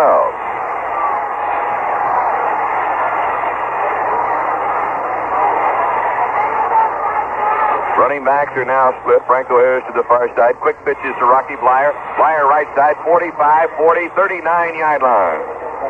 So he picks up 10. He's a couple shy of the first down. It'll be third down and 2. So it's been really the running of Rocky Blyer and Franco Harris that have dominated the offense, and the statistics certainly point that out. Yeah, the Raiders did have a problem during the season in stopping the run. We indicated they finished 9th against the run in the American Football Conference. Of course, there are 13 teams in the conference. Blyer now has 64 yards in 12 carries. Harris has 73 yards in 18 carries. Now, that's 30 carries between them already. And a total of 137 yards between them. Might get closer to the 40. It's third down and 3. Terry to throw. Bradshaw has time. Goes left, incomplete. Intended receiver was Frank Lewis at the 29-yard line, and he simply missed him. So it will be fourth down and 3. And coming in is Bobby Walden to punt. A 39-yard average during the regular season with a net of 30.2. 38.7-yard average against Buffalo in the playoff game last week with a net of 33.2. Now, Bradshaw had adequate protection. He just didn't throw the ball well. Ron Smith, the deep back on the return, is at the 10-yard line of the Oakland Raiders. Here's the long snap. The 2 steps by Bobby Walden, and he sails it deep. Smith watches it go into the end zone. And then back to the edge of the end zone for the automatic touchback. So we'll bring the ball out to the 20-yard line where the Oakland Raiders will take over. We've got 9 minutes and 15 seconds. Time remaining in the third quarter. A timeout on the field. The score, Pittsburgh 3 and Oakland 3. Thus far in the ball game, the Oakland Raiders have managed only 21 yards rushing in the ball game. We want to do a quick statistical look through our files to see what the Raiders were averaging on the ground during the regular season. Because the defense of the Steelers has been outstanding. They had about 3,300 yards rushing, I believe. 33-34 passing, 33-84, something like that. No gain. And Stabler hands off to Clarence Davis. He tries the left side of the offensive line and is stopped by the defense of the Steelers. So it'll be second down and 10, and the line of scrimmage still the 20-yard line. Here's their official statistics. During the regular season, net yards rushing, average gain per rush is 4.2. Oakland averaged 166 on the ground. every outing. This is Marv Hubbard off the right side. He's got a couple of yards. So 166 a game. Well, it's a total of 23-34, not 33. Right. Of course. And they've been held, and now there's a gain of a yard, so that's 22 yards rushing. Unreal, the Steelers' defense. Third down and 9. Stabler to win it will have to go through the air. That becomes the obvious answer to the obvious question. And as those of you who have followed his career know that he can do that. Stabler under pressure, steps forward out of the pocket, fires. Biletnikoff pulls it down. He caught it just outside the 30, and that's where they will mark him. Is outside the 30. It is a first down. Is that close? Because he was coming back. Stabler had scrambled. There was a good pass rush on him. Biletnikoff was aware of where the first down marker was. However, I thought that he had come back toward the line of scrimmage and didn't get the first down. The official ruled that he did have the first down. Charlie Davis comes in, or the Charlie Smith comes in. Clarence Davis comes out for the Oakland Raiders. That change in the offensive backfield. At the 30-yard line, Oakland owns territory, first and 10. High ball game, 3-3. Stabler to throw, being pressured. All alone is Cliff Branch at the 45. He is cut down at the 49-yard line. Mel Blunt and Jack Ham finally stopped him. Well, see, that's what happens when you have a receiver like Cliff Branch who can run that 100, or who has run the 100, let's put it that way, in 9-2. I doubt if he could do it right now. But those receivers become very nervous. The defenders become nervous, and Blount was just way off the line of scrimmage, giving him all the room in the world. He has run the 9-2 outdoors. Indoors, one of the co-holders of the world indoor record is Cliff Branch at 9-3. Stabler to throw. He goes deep. Cliff Branch cannot pull it down at about the 9-yard line. Mel Blunt was there for the Steelers. Blunt thought he had it also. He had good position on Branch on the play. The ball was slightly underthrown, but Blunt couldn't get a piece of it. All right, second down and 10. The ball back at the Oakland 49-yard line. The co-holders with Cliff Branch of the world indoor record at 9-3, in case you're interested, are Don Corey of Jamaica in 71, Carl Lawson of Jamaica in 71, Don Corey of Jamaica in 72, and then Cliff Branch of Colorado in 1972. Takes care of all the track buffs around the world. Second down 10. Banaszak, maybe 2 yards. Goes to the 49-yard line of the Steelers, and it'll be third down and 8 yards to go. Joe Green, Glenn Edwards for the Steelers make the stop. I don't know how John Madden does it, or more specifically why he does it, why he's standing down there in a short-sleeved shirt when I wish I had my leather jacket like you, John. I'm cold. He has a very low threshold of pain, is that it? Or is it a high threshold? Or a high temp. Right now he's up for the game, but he's got to feel this cold. He always wears the short-sleeved shirt, too. Third down and 8. Stabler to throw from the Steelers. 48-yard line complete. Biletnikoff has it at the 39-yard line of the first down. Mel Blunt making the tackle on Fred Biletnikoff, the number 5 receiver in the AFC. Regular season caught 42 for 593 yards and 7 touchdowns. Last week against Miami, 8 receptions, 122 yards and a touchdown. He's magic. And you know, it's not by accident. It's not because he has great ability. Do you know that he goes out before every practice and runs before practice, before the meeting, which is very remarkable for a guy who's been around as long as he has. He has 3 receptions for 45 yards. Stabler goes to Branch deep in the corner. He's there. He has it. 80-yard drive in 8 plays. Cliff Branch beating Mel Blunt. That's why Blunt was laying off. He tightened up a little bit, and he was burned long or deep. The Raiders now lead it by a score of 9-3 with the extra point upcoming. An 80-yard drive in 8 plays. Stabler to Branch. Touchdown play covering 38 yards. George Blanda to attempt the point after. Ball is down. The kick is up. Crowd reaction tells you it is good. There's timeout with a score Oakland 10, Pittsburgh 3. Branch during the regular season for Oakland was second to Mitchell of Baltimore. Branch caught 60 passes for 1,092, an average of 18.2. His longest 67 for 13 touchdowns. He actually had more yards receiving than anybody in the entire National Football League, beating out Preston Pearson of Dallas by 5 yards. Pearson of the Cowboys had 1,087, Branch 1,092. And he is fast as he got down there to make that grab in the corner of the end zone. We'll be going back to more action, the kickoff, in just a moment. Here's an item from Hobart, Australia. American Huey Long has won the Australian yacht race. That's Sydney to Hobart for the third time in the yacht on Don the third. The 79-foot yacht spurs strong winds, bad light conditions, nearly all the way to win, as he said, in Hobart, Australia. Kenny Stabler, 10 of 18 now for 147 yards and the touchdown. At one point, I believe he was 1 for 6, wasn't he? You know what the difference is? The pass protection. Cliff Branch, who scored the touchdown, is the fourth Oakland receiver ever to gain more than 1,000 yards in a season.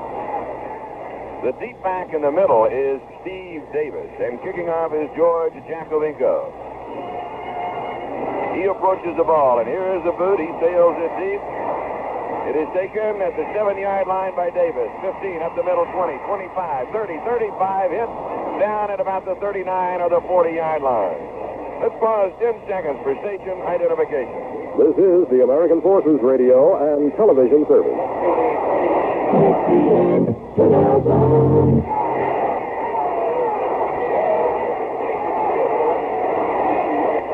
This is Charlie Jones, Sam DeLuca. We've got 4 minutes and 56 seconds remaining in the third quarter.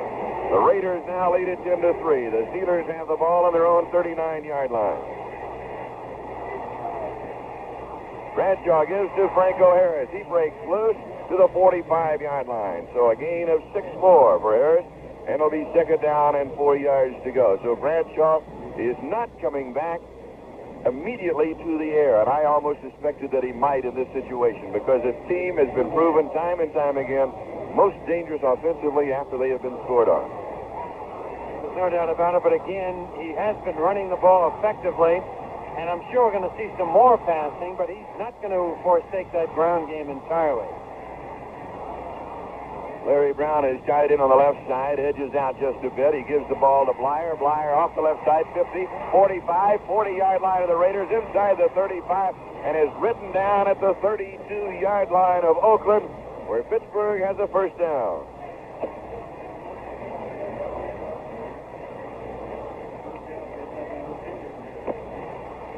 Spot the ball at the Oakland 32-yard line. As very quickly the Steelers now have moved from their own 39 to the Raiders' 32.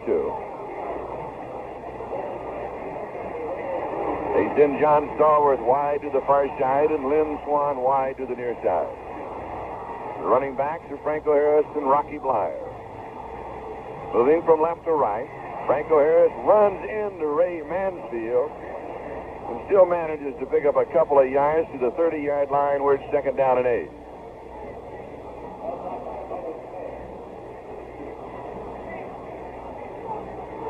Quarterback would like to call his game. He would like to pass when he wants to pass or when he feels it's appropriate, and would prefer not to be dictated to by the defense.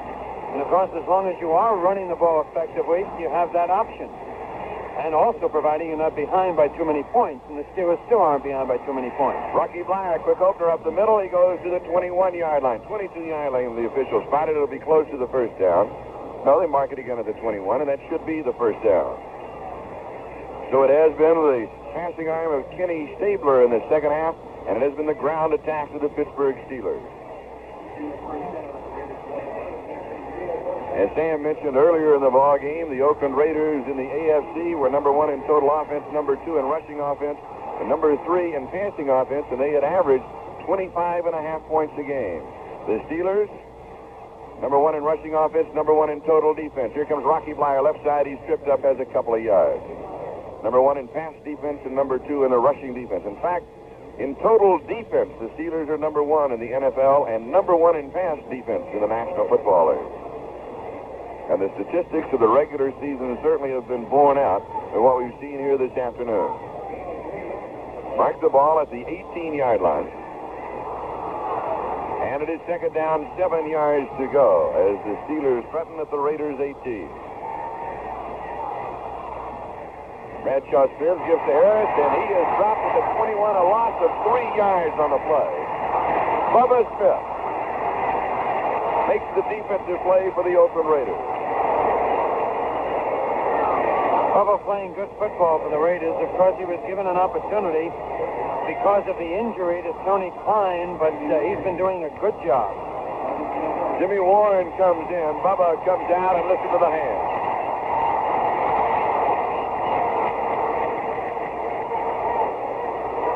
Third down and 10. The Oakland 21-yard line.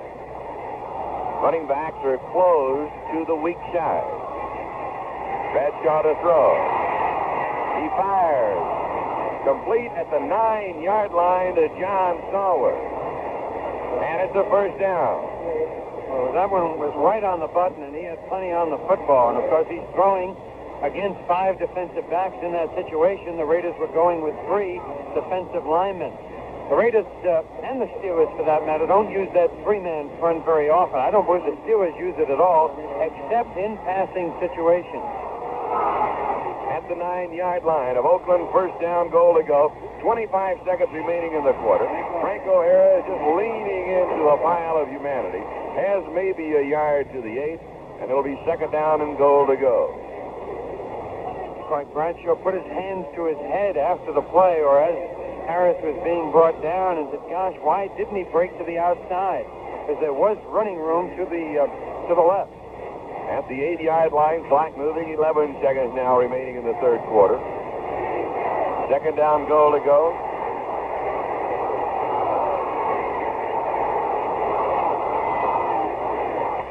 And the gun's down. That is the end of the third quarter with the score, Oakland 10 and Pittsburgh 3. Through the first 3 quarters of the AFC Championship game, Frank O'Hara, 22 carries, 78 yards. Rocky Blyer, 15 carries, 98 yards. The pair of them, 37 offensive rushes and a total of 176 yards for the pair. Okay, the Steelers are running well, but now they have a 2nd and 8 situation. The ball is on the 8-yard line. What do you do now? Because it gets awfully tough to get yardage down and put that close to the goal line. This might be the time when he should go to the air, despite the fact that they have been running effectively. You've got to change up. You can't become predictable either when you're a quarterback or when you're running that offensive unit. When play resumes, the line of scrimmage, the 8-yard line of Oakland, it'll be second down, goal to go for the Pittsburgh Steelers, and they trail in the ball game by a score of 10-3. They have trailed before at 3-0, tied at 3-3 at the half. And now it's Oakland 10, Pittsburgh 3.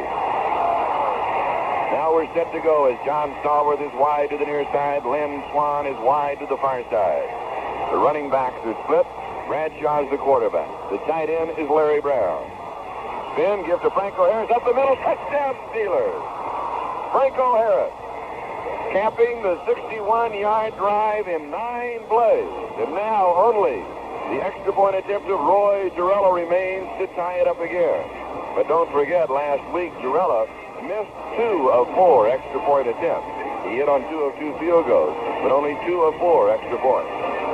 I don't think Harris was touched as he went over the goal line. He just went right up the middle. There may have been an arm or 2, but that was it. Nobody with a clean, solid shot. Bobby Wall in the hole. Here is the snap. The ball is down. This one is up. And it is good, and we're now tied once again. The Steelers 10, the Raiders 10. We've got 14 minutes and 57 seconds remaining of the championship game of the AFC. Well, you mentioned that Girella had missed 2 extra points last week. If he had missed that one, I think he might have been looking for another job after missing the field goal early in the game, because now, again, that takes on added significance. And also the block of a George Blanda field goal attempt. All right, Frank O'Hara going in for the touchdown from 8 yards out, capping a 61-yard drive in 9 plays with 14:57 remaining here in the fourth quarter. The extra point is good, and we've got a 10-10 ball game. Oakland, by the way, has won 6 of 7 playoff games at home. And when we were talking with Mr. Rooney at halftime, he was also pointing out, as you did, Sam, that the home field is a decided advantage.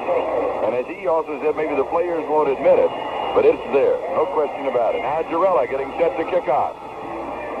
It is short. It is fielded by Banaszak on a hop, and then he drops the ball. It is now picked up by Harold Hart. And he is smothered at the 27, maybe the 28-yard line of Oakland. Dave Dalby is now the offensive center. Upshaw and Beeler are the guards. Art Shell and John Vella, the offensive tackle. Well, the players will never admit that emotion is ever a factor in the outcome of a football game, but it has to be. It just has to be. When you're at home and the crowd is cheering, the adrenaline flows just a little bit more freely. Oakland now from their own 27-yard line. Here is Hubbard, and he is swinging to the right side and is dropped at the 23. A loss of 4 on the play. It will be second down 14 as L.C. Greenwood and the strong safety Mike Wagner were there for the Pittsburgh Steelers.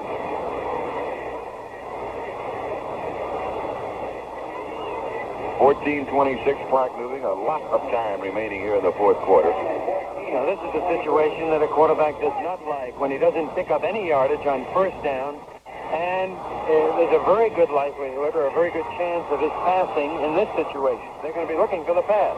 And they come back with a draw to Davis, and the defense is still there. A yard, maybe 2. Let's call it the 25-yard line. But it'll be third down and 12, and Ernie Holmes was there to close any hole that might have been opened by the offensive line of the Raiders. Big play for Oakland, third down and 12, the ball on their own 25-yard line. Even with the punting of Ray God, should they fail here, any kind of return by Lynn Swan, the Steelers will have excellent field position. But that's looking one play down the road. Let's see what happens here, third and 12. Saber to throw. Far side. Flag goes down. The pass is incomplete. The coverage was by Andy Russell. The intended receiver was Cliff Brandt. Let's see what the conference is all about. Now being held at the 30-yard line. Preliminary signal is defensive holding, which carries an automatic first down. 5-yard penalty, automatic first down. So that moves the ball to the 30-yard line, and it's first and 10. In penalty yardage in the ball game, Oakland a total of 55 yards, and for the Steelers a total now of 20 yards. Not so much the totals, Charlie, it's when those penalties occur that are most important. Good point. Stabler to throw. He goes deep. Foot races on, far side, it's incomplete. He was looking to Cliff Brandt to speed again, and this time Mel Blunt had to be playing 10 yards off of him. He shouldn't have thrown the ball, though. I mean, it was just not up for grabs, but very little likelihood of it being completed because of the way Blunt is playing Branch. He's expecting help from the linebackers, and they have been helping out, and Blunt is laying off, so it's unlikely that you're going to complete that long bomb down the sideline. 13 minutes, 22 seconds remaining in the ball game. It is tied, Pittsburgh 10 and Oakland 10.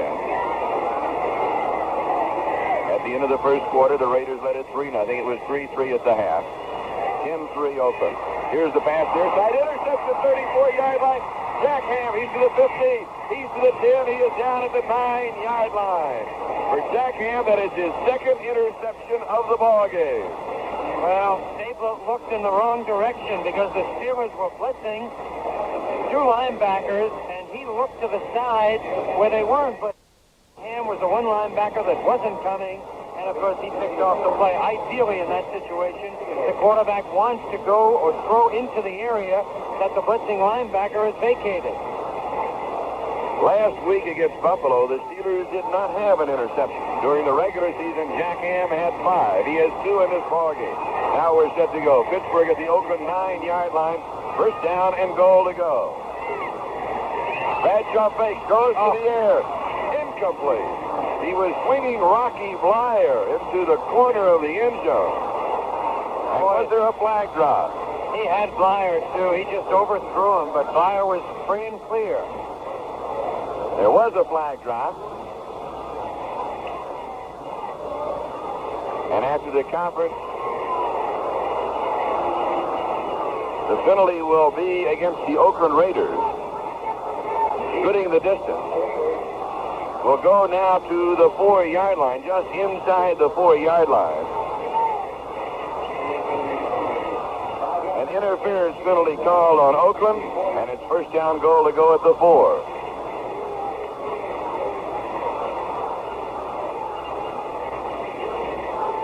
Clock is stopped with 13:08 remaining in the fourth quarter. A 10-10 tie. Jack Ham's interception at the 34-yard line, returning it to the 9. The interference penalty takes the ball to the 4, and it's first down goal to go for the Steelers as Stallworth goes wide to the far side. I think if I were Jerry Bradshaw, I'd tell the offensive line you did it before and give it to Franco Harris once again on that play that he scored on before, right up the middle. Double tight end. Jerry Mullins, the starting guard. Here's Blyer up the middle, and he has a yard to the 3. Mullins has moved out to a tight end, and he and Larry Brown are the 2 tight ends in the offensive set. On second thought, if I had to do it over, I'd say last time Franco was strong up the middle. Let's give it to Rocky this time. But the middle is good. That last call against Oakland was on Skip Thomas. And that's exactly what he did, Charlie. Franco Harris played out to the right, and he gave it to Blyer. Good thinking. He's one step ahead of us. All right. Second down, goal to go. Running backs are closed to the weak side or the near side of the field, a basic running formation. Franco Harris, and he is tripped up at the 6, a loss of 3. So the defense of the Raiders is suddenly there. Third down and goal to go.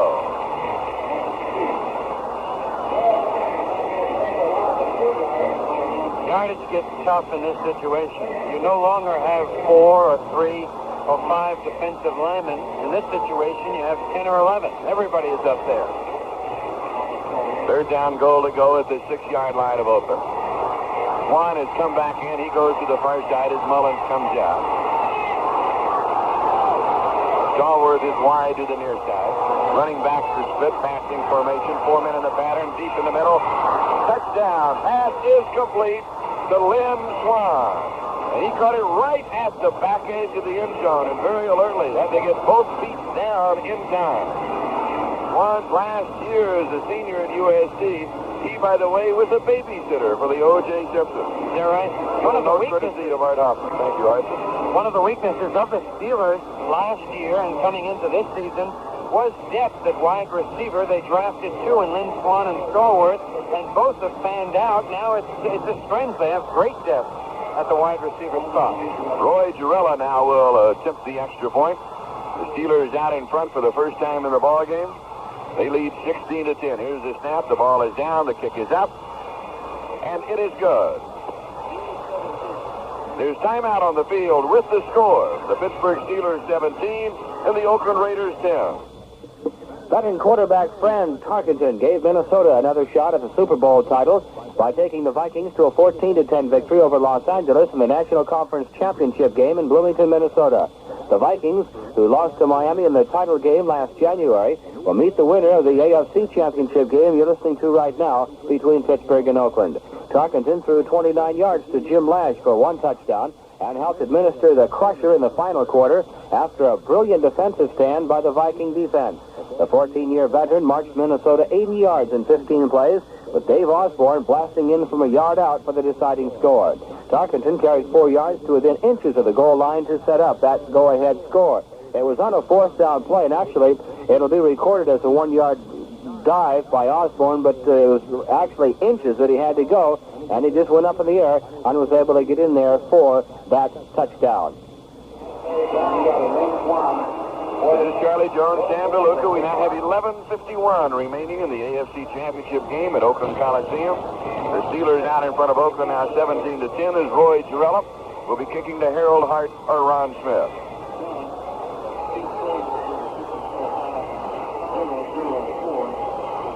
$54,004 were the total seats sold for the championship game. 400,004? That's right. Well, I was getting it as I was giving it. Here's the kick. And just a little over 400 no-shows. Taken 3 yards deep in the end zone by Ron Smith. The left return out to the 10. And is hit and spun down at about the 15-yard line. So Oakland will be moving on offense now at their own 15-yard line, first down. With 11:42 remaining in the game and trailing for the first time, 17-10.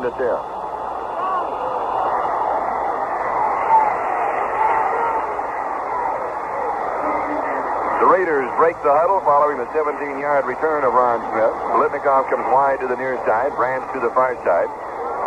The ball carrier is Clarence Davis, and he is stopped shy of the 15. Actually, he'll lose about a half a yard, but let's call it second down and 10. L.C. Greenwood and Joe Green were there. Sam, we have talked in the past about the schedule that the Steelers had. In fact, we said before the New England game, which we covered for NBC television, that no one really knew how good they were because they hadn't played anybody. They did not defeat during the regular season a team that played above 500 football. Stabler rolling left, firing down the sideline, and the pass is caught. It is complete at the 31-yard line to Cliff Branch. And it's a first down for Oakland. Mike Wagner, the strong safety, was there for Pittsburgh. But that was not to say they were not a good ball club. It's just the fact that they had simply not played the caliber of a schedule that a lot of other teams in the NFL have played. But they showed against Buffalo how they can dominate a ball club, and they have showed here particularly their rushing attack and a tremendously strong defense against the Raiders. There's no doubt that the offense has improved as the season went on. From the line of scrimmage marches the 30-yard line, moving up to the 34 for a gain of 4 yards. Was Clarence Davis, so it'll be second down and 6. Jack Ham and J.T. Thomas make the tackle for the Steelers. Oakland rushing, is that right? 19 carries, and they have been held at 27 yards rushing. What was that average? 167, 27 yards rushing. Dennis Mnuchin, statistician spotter. Art Hoffman working with us today. All right, Stabler back to throw. Pass is caught at the 50-yard line. The keeper had a good branch, but he has caught it down at the 23. Jack Lambert, the middle linebacker, had the angle on him, a 43-yard play from Ken Stabler to the 9-2 speedster, Cliff Branch. Branch with a touchdown catch in this ball game. Now for the complete season has 15. 13 regular season, one last week and one here. And speaking of his speed, his 60-yard indoor best was 5.9. Fine tackle by Jack Lambert, the middle linebacker, is way downfield, and he was the only dealer between Branch and the goal line. Tough situation for a linebacker in the open field like that to bring down a guy with Branch's speed. He did it. Stabler to throw. Good protection. Fires to the far side. Branch on a comeback pattern. As the defender slips on the play, has it at the 13-yard line where he's out of bounds. Branch handed Bob Hayes his only 40-yard loss in 15 pro races last season. And he can fly. Marks the ball at the 12-yard line where it is first and 10. So the Raiders trying to put together an 85-yard drive. This being their sixth play. They started back at the 15, and we've got 9:17 remaining in the ball game. The Steelers lead it 17-10. And that was Jim Allen in at cornerback now for Mel Blount, and I guess the reason is the fact that Blount had not been doing the job against Branch. Stabler goes to the left side again. The pass is complete at the 9-yard line. Jack Lambert is there to deck Clarence Davis, who came out of the backfield to catch it. Maybe the 8, let's see where the officials spot the ball. They'll mark it at the 8-yard line, a gain of 4. So it is second down and 6 at the Steelers' 8-yard line. So they are testing the defensive right side of the secondary. Yes, that would be now Jim Allen, the rookie from UCLA, taken in the 4th round of the draft. The free safety, Glenn Edwards, and then Jack Lambert and Andy Russell, the linebackers, dropping into those zones. You just can't play this game scared, Charlie, and that's the way Mel Blount was playing it. But when you play against the Cliff Branch, you've got to at least be a little bit nervous. Hubbard up the middle, busting one tackle, but getting only a yard or 2 to the 6, where it'll be third down and 4 yards to go for the first down at the 6-yard line of Pittsburgh. We've got 8 minutes and 12 seconds remaining in the quarter. We'll keep an eye on the clock for you. L.C. Greenwood and Jack Lambert of the Steelers making the tackle. The officials say no, it's at the 7. So it is third down and 5. Now the choice is going through the coach's head, John Madden. If we fail here, do we take the 3 points? Do we go for the field goal? 7:58, clock moving? I would say definitely. Always take it. Definitely. All right. 7-yard line of the Steelers. David rolling left under lots of pressure, and he's just throwing it away. He was avoiding a loss, and the Steelers are going to be screaming. And he must have missed any kind of an intended receiver as Ernie Holmes and Dwight White had chased him almost to the 30-yard line. He must have missed a black jersey on the far side by at least 15 yards. Joe Green, he helps those defensive linemen alongside of him because there's no doubt that he's upsetting the Raider offensive linemen. In fact, in passing situations, he doesn't even get down in a three-point stance. He sort of lines up, and he's moving back and forth, just making no bones about the fact that he's intent on getting the passer. George Blanda now with a field goal attempt from 24 yards out, and it is good. There's a timeout on the field with the score now, Pittsburgh 17 and Oakland 13. Los Angeles quarterback James Harris summed up the Rams' 14-10 defeat to the Minnesota Vikings in just a few words. He said it was just one of those days. He said things just didn't go our way. We made just too many mistakes to go away with the victory, so we got beat by a good football team. The Rams were penalized 70 yards to Minnesota's 10 and lost the ball on 3 fumbles and 2 pass interceptions. Trailing 7-3 in the third quarter, Harris connected with Harold Jackson on a 73-yard pass to the Minnesota 2. But that drive was eventually halted by an illegal motion penalty and Minnesota linebacker Wally Hilgenberg's interception in the end zone. According to Harris, he said, I saw linemen coming at me from everywhere, linemen all over. And he said, I just did the best I could to escape. He escaped 3 tacklers before unloading that 73-yard pass to Jackson. Jackson caught the ball on the Vikings 40, and he said Harris just laid that ball out there perfectly.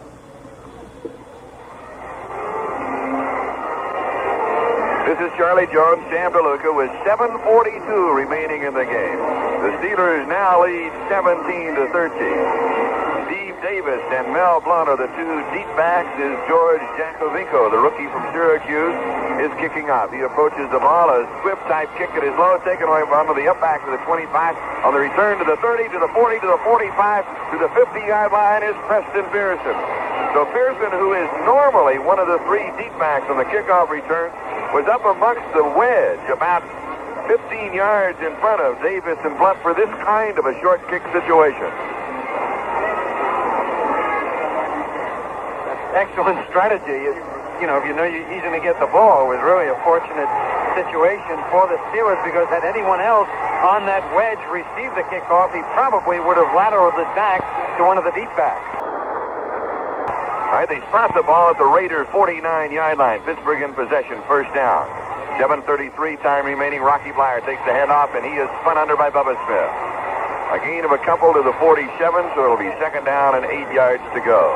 Well, throughout the game, the Steelers have been able to move the ball on the ground effectively, and of course, that's exactly what they would like to do in this situation. Keep moving the ball, even if they had to settle for another field goal at this point, although it wouldn't do them that much good, but they want to eat up that clock. And with that carry, Rocky Bleier has picked up now 101 yards in 7 carries. 101 for Bleier. The fake is to Bleier. Bradshaw fumbles it. It is covered by Oakland. It's still loose. Tatum still loose. Pittsburgh, I believe, has it. Yes, back at the 46-yard line.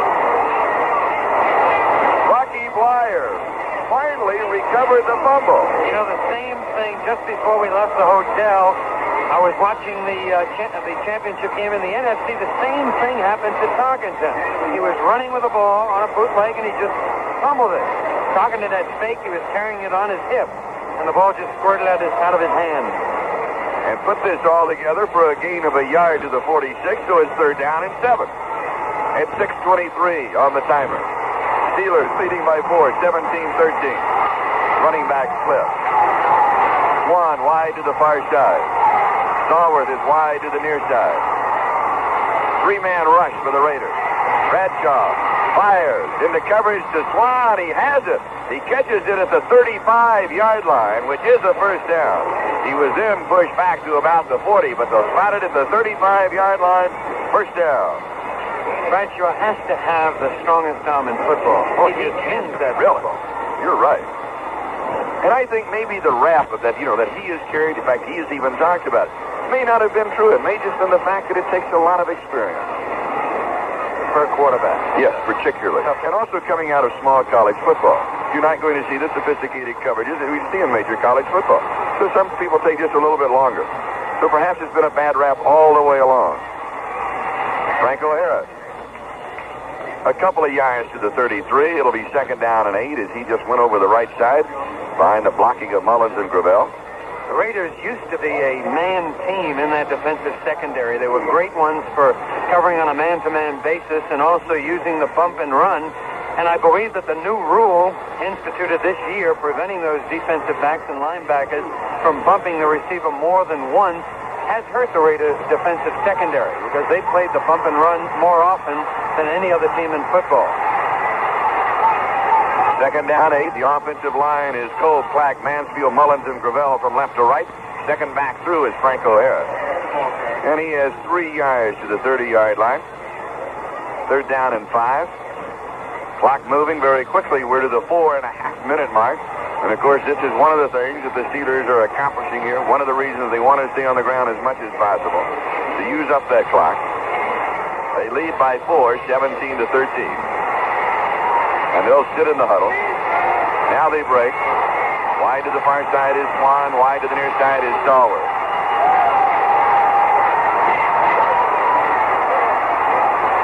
Bradshaw taking all kinds of time. His tight end Larry Brown edges out. The defense is set. He goes back to throw. Being chased. Heads for the near side. He's at the 42-yard line. He is throwing it deep in the end zone into the band. Now he was jumping the ball off. He was avoiding a loss. Stallworth was in the end zone. But Bradshaw with a tremendous right arm. He wasn't trying to complete the touchdown. He was just avoiding any kind of loss. He hit the band that is what? Hit the trombone 6 yards behind the end zone. All right, bring it back to the 30-yard line. It's 4th down and 5. Because when a quarterback is scrambling like that, he frequently overthrows the receiver because of the added impetus that the running effect gives him as he's moving toward the line of scrimmage. All right, now the line of scrimmage, the 30-yard line. Bobby Walden is in to punt. A field goal attempt from there would be 47 yards. He goes right for the corner. It goes into the end zone, breaks the plane of the end zone, then bounces back into the field of play, and they will rule it a touchback because it hit into the end zone, breaking the plane of the goal line. That was an important kick. Had he been able to get it out of bounds, it would have been a big advantage to the Steelers. Here's a timeout with the score, Pittsburgh 17, Oakland 13. This is one thing that has become more and more prominent in the National Football League this year. That's fumbles by quarterbacks, not when they're hit trying to pass, but when they're running with a football. A lot of backs are doing that now. You know, you hear the old phrase, well, he's carrying that ball like a loaf of bread, meaning that he's carrying the ball out away from his body. And that's what happened to Bradshaw on that play. And what happened was he just made contact with his thigh as he was running the ball, just popped that thing right out of there. The same thing happened to Fran Tarkenton of the Minnesota Vikings in the National Football Conference Championship game earlier in the day. He was rolling out, decided to run with the ball, and all of a sudden he was looking for it. And it's almost unbelievable to realize how many different directions that football can bounce once it's on the ground, especially on natural turf. You really can't imagine until you can see it, and then sometimes then you can't even believe it, how many different directions that ball can bounce after it appears that somebody has come up with it. This is Charlie Jones, Sam DeLuca with 3:41 remaining in the ballgame. The Raiders have the ball first down their own 20-yard line. Does this remind you of something? Last week against Miami? Here we go again. Similar situation. Wonder how tough the Steelers are to run against? The Raiders have picked up only 29 yards rushing and 20 carries. Pass far side. Bob Moore, the tight end, was there, and he is out of bounds. Well, the Raiders should have known that because last week against the Bills, the Steelers limited O.J. Simpson to 49 yards on 15 carries. That's tough. Listen to this. The Raiders' longest run from scrimmage, 4 yards. And, of course, that puts great pressure on the quarterback, on Kenny Stabler, when you don't, or when you can establish that effective running game. Out of bounds at the 27-yard line on the reception by Bob Moore. 2nd down 3. Stabler on a busted play is dumped right at the line of scrimmage. So it'll be 3rd down and 3, and the ball still at the 27-yard line. 3:26, and the clock is moving. Time remaining. Jack Ham and Joe Green were there for the Steelers. That hurt the Raiders. It looked as if Stabler started to move back from the center before he had the football, perhaps moving back too quickly. All right, a change of running backs. Charlie Smith is in. Caught a touchdown pass last week. Pete Banaszak is in. Third down, 27-yard line open. Now exactly 3 minutes remaining. Stabler with a blitz on. Just throws it up for grabs, and it's incomplete. That's the way the Steelers like to blitz. They don't like to do it too often. They want to pick and choose their time to blitz, and that time they did it extremely well. Jack Lambert is tough. Yes, he's the rookie from Kent State. L.C. Greenwood was almost like a delayed blitz for Lambert. He waited for a moment, and then he came. There are a number of ways that a linebacker will blitz. Sometimes he'll make no bones about his intention.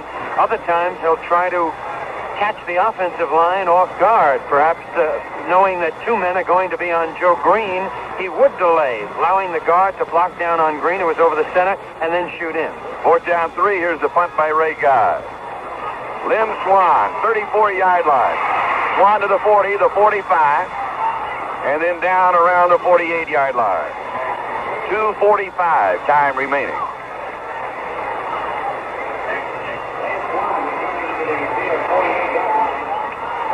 Warren Bankston, who was formerly with Pittsburgh, made the tackle for the Oakland Raiders. So the Steelers have the ball on their own 48-yard line, first down. They lead the ball game 17-13. They've got 2 minutes and 45 seconds to kill. The Vikings defeated the Rams 14-10 earlier today. Wonder who the Vikings are rooting for. They're probably so happy they don't care.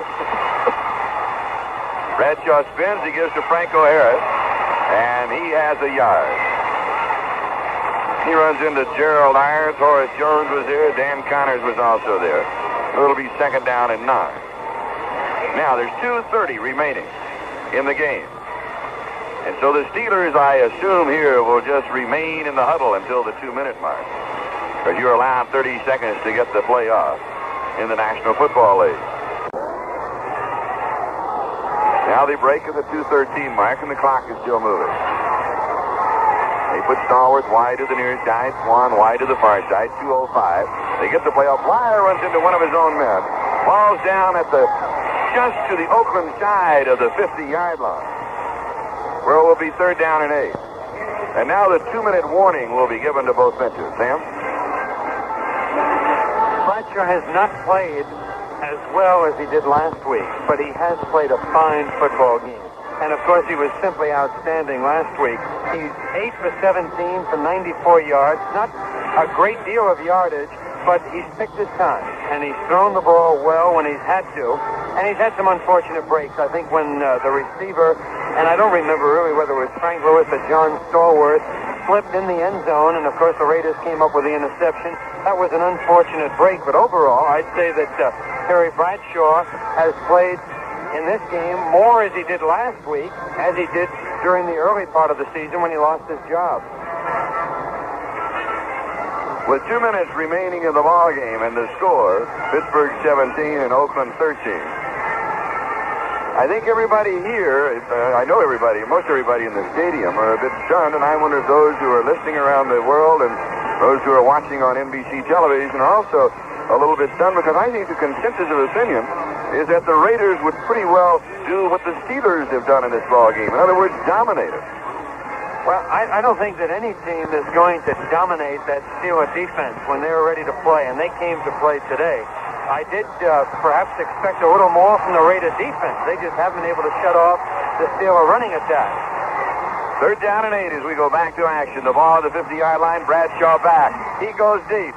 Has a man there. It is Swan, incomplete. 12-yard line. He was being edged down the sideline by Skip Thomas. He is going to complain that he was being edged right out of the field of play. It'll be fourth down and 8 back at the 50-yard line. The margin, 4 points. Fine coverage by Thomas. He was with him step for step, and they probably did make some contact, but only because there was good coverage. Remember, the defender has as much right to the football as the receiver. Bobby Wallen will be punting. We've got a minute 54 remaining in the game. Pittsburgh 17, Oakland 13. Ron Smith, step for the return at the 7-yard line. Here's the kick. He sails it towards the corner. Smith goes there. It goes into the end zone, through the end zone for the touchback. So bring the ball out to the 20-yard line where the Raiders now have 1:48 on the clock. And again, he was aiming for the coffin corner, and it would have been a tremendous advantage to the Steelers had he been able to get it out of bounds on the 5 or 6 yard line, because it, once again, puts pressure on the offensive unit. It causes them to play a different type of game than when they have the football on the 20-yard line. And with the margin 17-13, of course, a field goal will not suffice. They'll have to go for the touchdown. Stabler to throw. 3 men on the pattern. He goes deep over the middle. It is complete. 38-yard line to Cliff Branch. First and 10. 1:36 remaining. Glenn Edwards and Mike Wagner were there. The Steelers in the prevent type defense dropping back. They will give you the short passes, of course, as everybody knows. They're working primarily against the clock. 1:22, the clock is moving. Oakland at their own 38-yard line. Saber sends 5 men out. He's being harassed, and he is sacked at the 27-yard line. Joe Green and L.C. Greenwood were there. Flag has been dropped at the 49-yard line. The Steelers are complaining. The penalty will go against Pittsburgh. Listen to the crowd here in Oakland.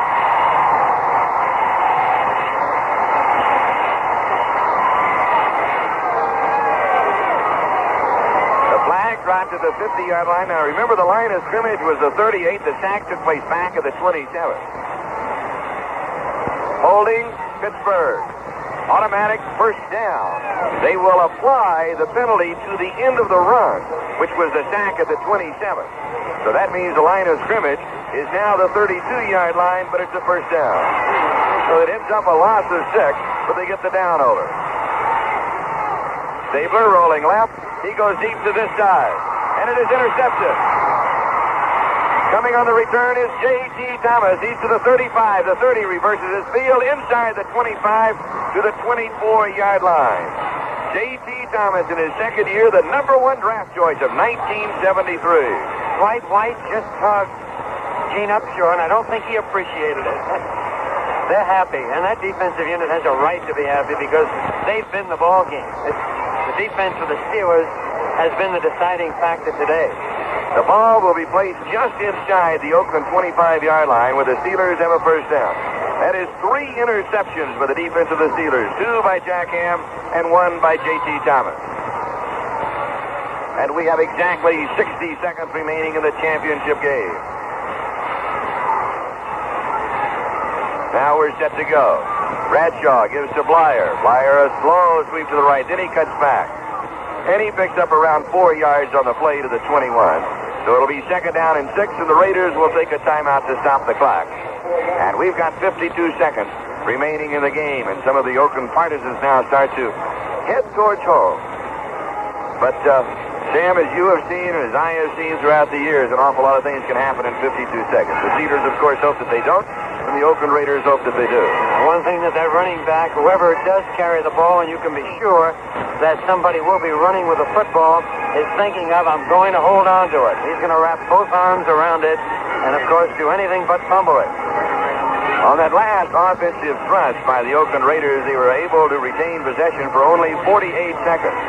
The interception by J.T. Thomas coming at the 1-minute mark, and now the timeout with 52 seconds remaining. I was looking downfield, and I wasn't looking at Stabler when he released that football, but I didn't think that his arm was hit, but yet the pass was just thrown, poorly. It wasn't near any receiver, and it didn't have anything on it. Not thrown with the authority that he normally throws. That's particularly the type of authority that Terry Bradshaw has shown himself. No, and I didn't think there was a big rush on him.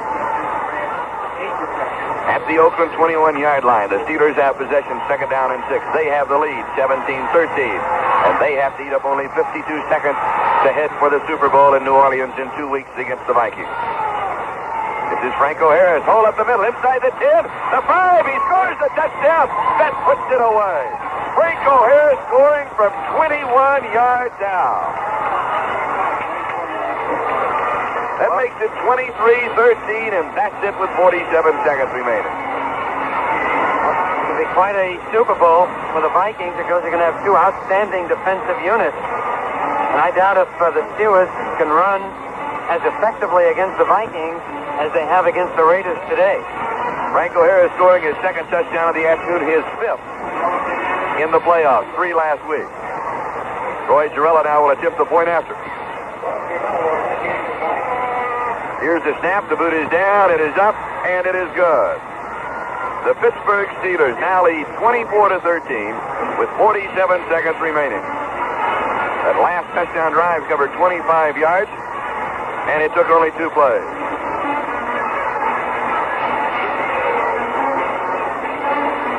The Steelers 24, the Oakland Raiders 13.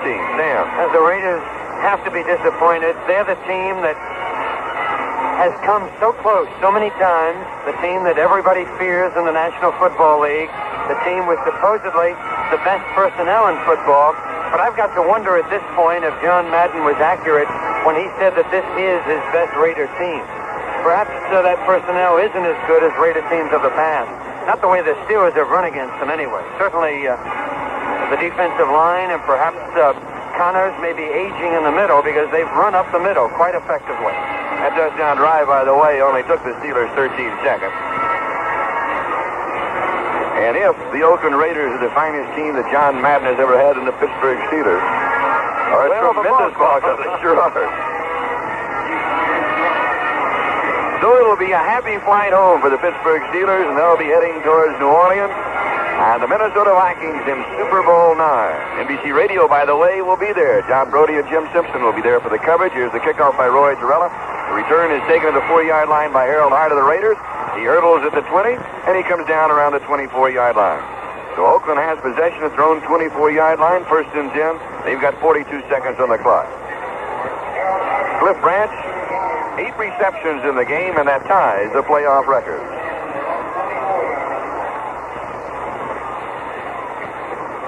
Well, when a quarterback is forced to throw, often you're going to have interceptions. And the Raiders have not been able to establish a ground game, and that put the pressure on Stabler, and hence the 3 interceptions and the ball game.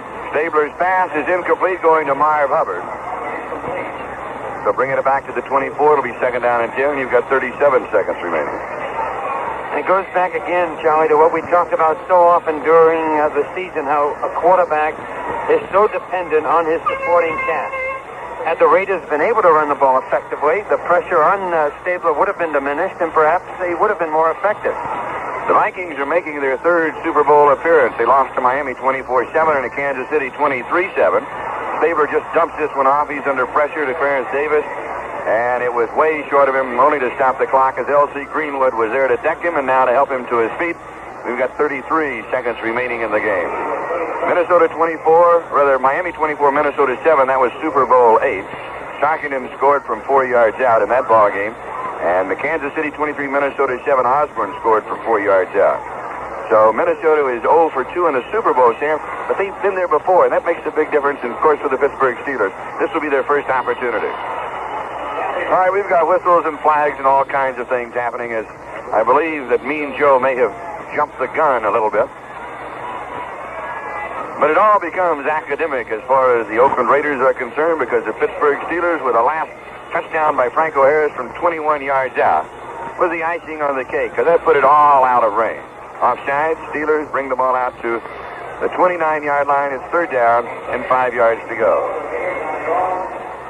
33 seconds remaining in the ball game. Stabler back to throw. The pass is complete to Clarence Davis, and he is dropped immediately just outside the 33-yard line near the first down marker. Jack Ham was there to deck him. I believe it'll be about a yard or a half yard shy of the first down. Oakland takes a timeout to stop the clock with 16 seconds remaining in the game. So let's look forward now, Sam, to the Super Bowl. Minnesota defeating the Rams 14-10, and the Steelers defeating the Raiders. We have it 24-13 right now with 16 seconds remaining. How do you see the Super Bowl? Well, coming into today's game, I was certain that the quarterbacks would be the deciding factor. You know, if Bradshaw had, in reality, matured and was as good as he appeared to be last week, and I would tend to say the same thing about the Super Bowl. You know, if Bradshaw can come on and have a big game, well, then certainly the Steelers are going to be in there all the way. But when you look at today's game, the quarterbacks really were the deciding factor. It was the fact that was the Steelers' defense and the Raiders' defense. The fact that the Steelers' defense shut off the Oakland running game, put great pressure on Stallworth. That was important, and also the fact that the Raiders' defense couldn't stop the Steelers running again. So it's not always the quarterback, although certainly no one can say that the quarterback isn't the most important person on the field normally. 4th down 1. Stabler goes to the far side to his tight end, Bob Moore. He has it, and he's out of bounds, has the first down. At the 40-yard line, a gain of 6, Donnie Shell with the coverage, and we've got a 1st and 10 with 12 seconds remaining here in the AFC Championship game. I think it's a pretty good analysis, and the Super Bowls over the past have not been a game like, for example, that we had last week. They've always been defensive battles and two great defensive ball clubs. Should be a good matchup and a good comparison. Stabler fires, the pass is complete, this time to the 46-yard line of the Steelers. And Oakland will stop the clock with another timeout. We've got 4 seconds remaining as Jim Allen made the tackle on Cliff Branch. I've always been a Tarkenton fan. I just feel that he's terribly resourceful and a good quarterback. He can throw the ball, and he can do whatever he has to do. And, of course, I was in New York when he was with the Giants, and he was always rapped for being a scrambling quarterback and not sitting in the pocket and not, he'll win 7 and lose 7, which I always thought was nonsense, only because the Giants were weak during those years. They had that weak offensive line, and he was forced to scramble. And I still can't help but think that the quarterbacks might be the deciding factor in the Super Bowl. The fact that the Vikings have been there before, that Tarkenton has a vast background of experience to go to. The ball at the 46-yard line of Pittsburgh. Stabler back to throw. Dumps it off on a screen. It is incomplete. Charlie Smith, the intended receiver. And that is it. As the clock runs out, the gun sounds. That is the end of the game. The Steelers are the champions. The final is Pittsburgh 24 and Oakland 13. Well, I think probably the key of this entire ball game is the fact, you take a look at the rushing statistics, Pittsburgh was well over 200 yards rushing, and Oakland was something like about 29 yards rushing, and that's for the whole ball game. And the problem there is that when you come up with statistics like that, the Steelers know the Raiders are going nowhere on the ground, so they can say, all right, fine, you want to run the ball, go ahead and do it, because we can stop that. So they set up for the pass, and of course, that made it very difficult for Kenny Stabler and the Oakland receivers to do too much, because the Steelers loaded up that defense to stop the pass, and they did that fairly effectively. Franco Harris with 111 yards rushing, Rocky Blyer with 99 yards rushing. So the two of them combined for almost the entire Pittsburgh rushing total. In fact, that very well could be the entire Pittsburgh rushing total, as the Pittsburgh Steelers have upset the Oakland Raiders in the American Football Conference Championship. Score once again in the American Football Conference Championship game at Oakland Alameda County Coliseum. The Pittsburgh Steelers 24 and the Oakland Raiders 13. That song seems so appropriate for the Raiders anyway. Old Lang Syne as they walked off the field. Another curious thing that I just saw, Terry Hanratty and Darryl LaMonica walking off with their arms around each other. The two now backup quarterbacks consoling each other, I guess. All right, so that's the story from the Oakland Coliseum as the Pittsburgh Steelers have defeated the Oakland Raiders. Early in the day at Bloomington, Minnesota, the Minnesota Vikings dumped the Los Angeles Rams 14-10. So it'll be the Pittsburgh Steelers and the Minnesota Vikings in the Super Bowl on January 12th in New Orleans.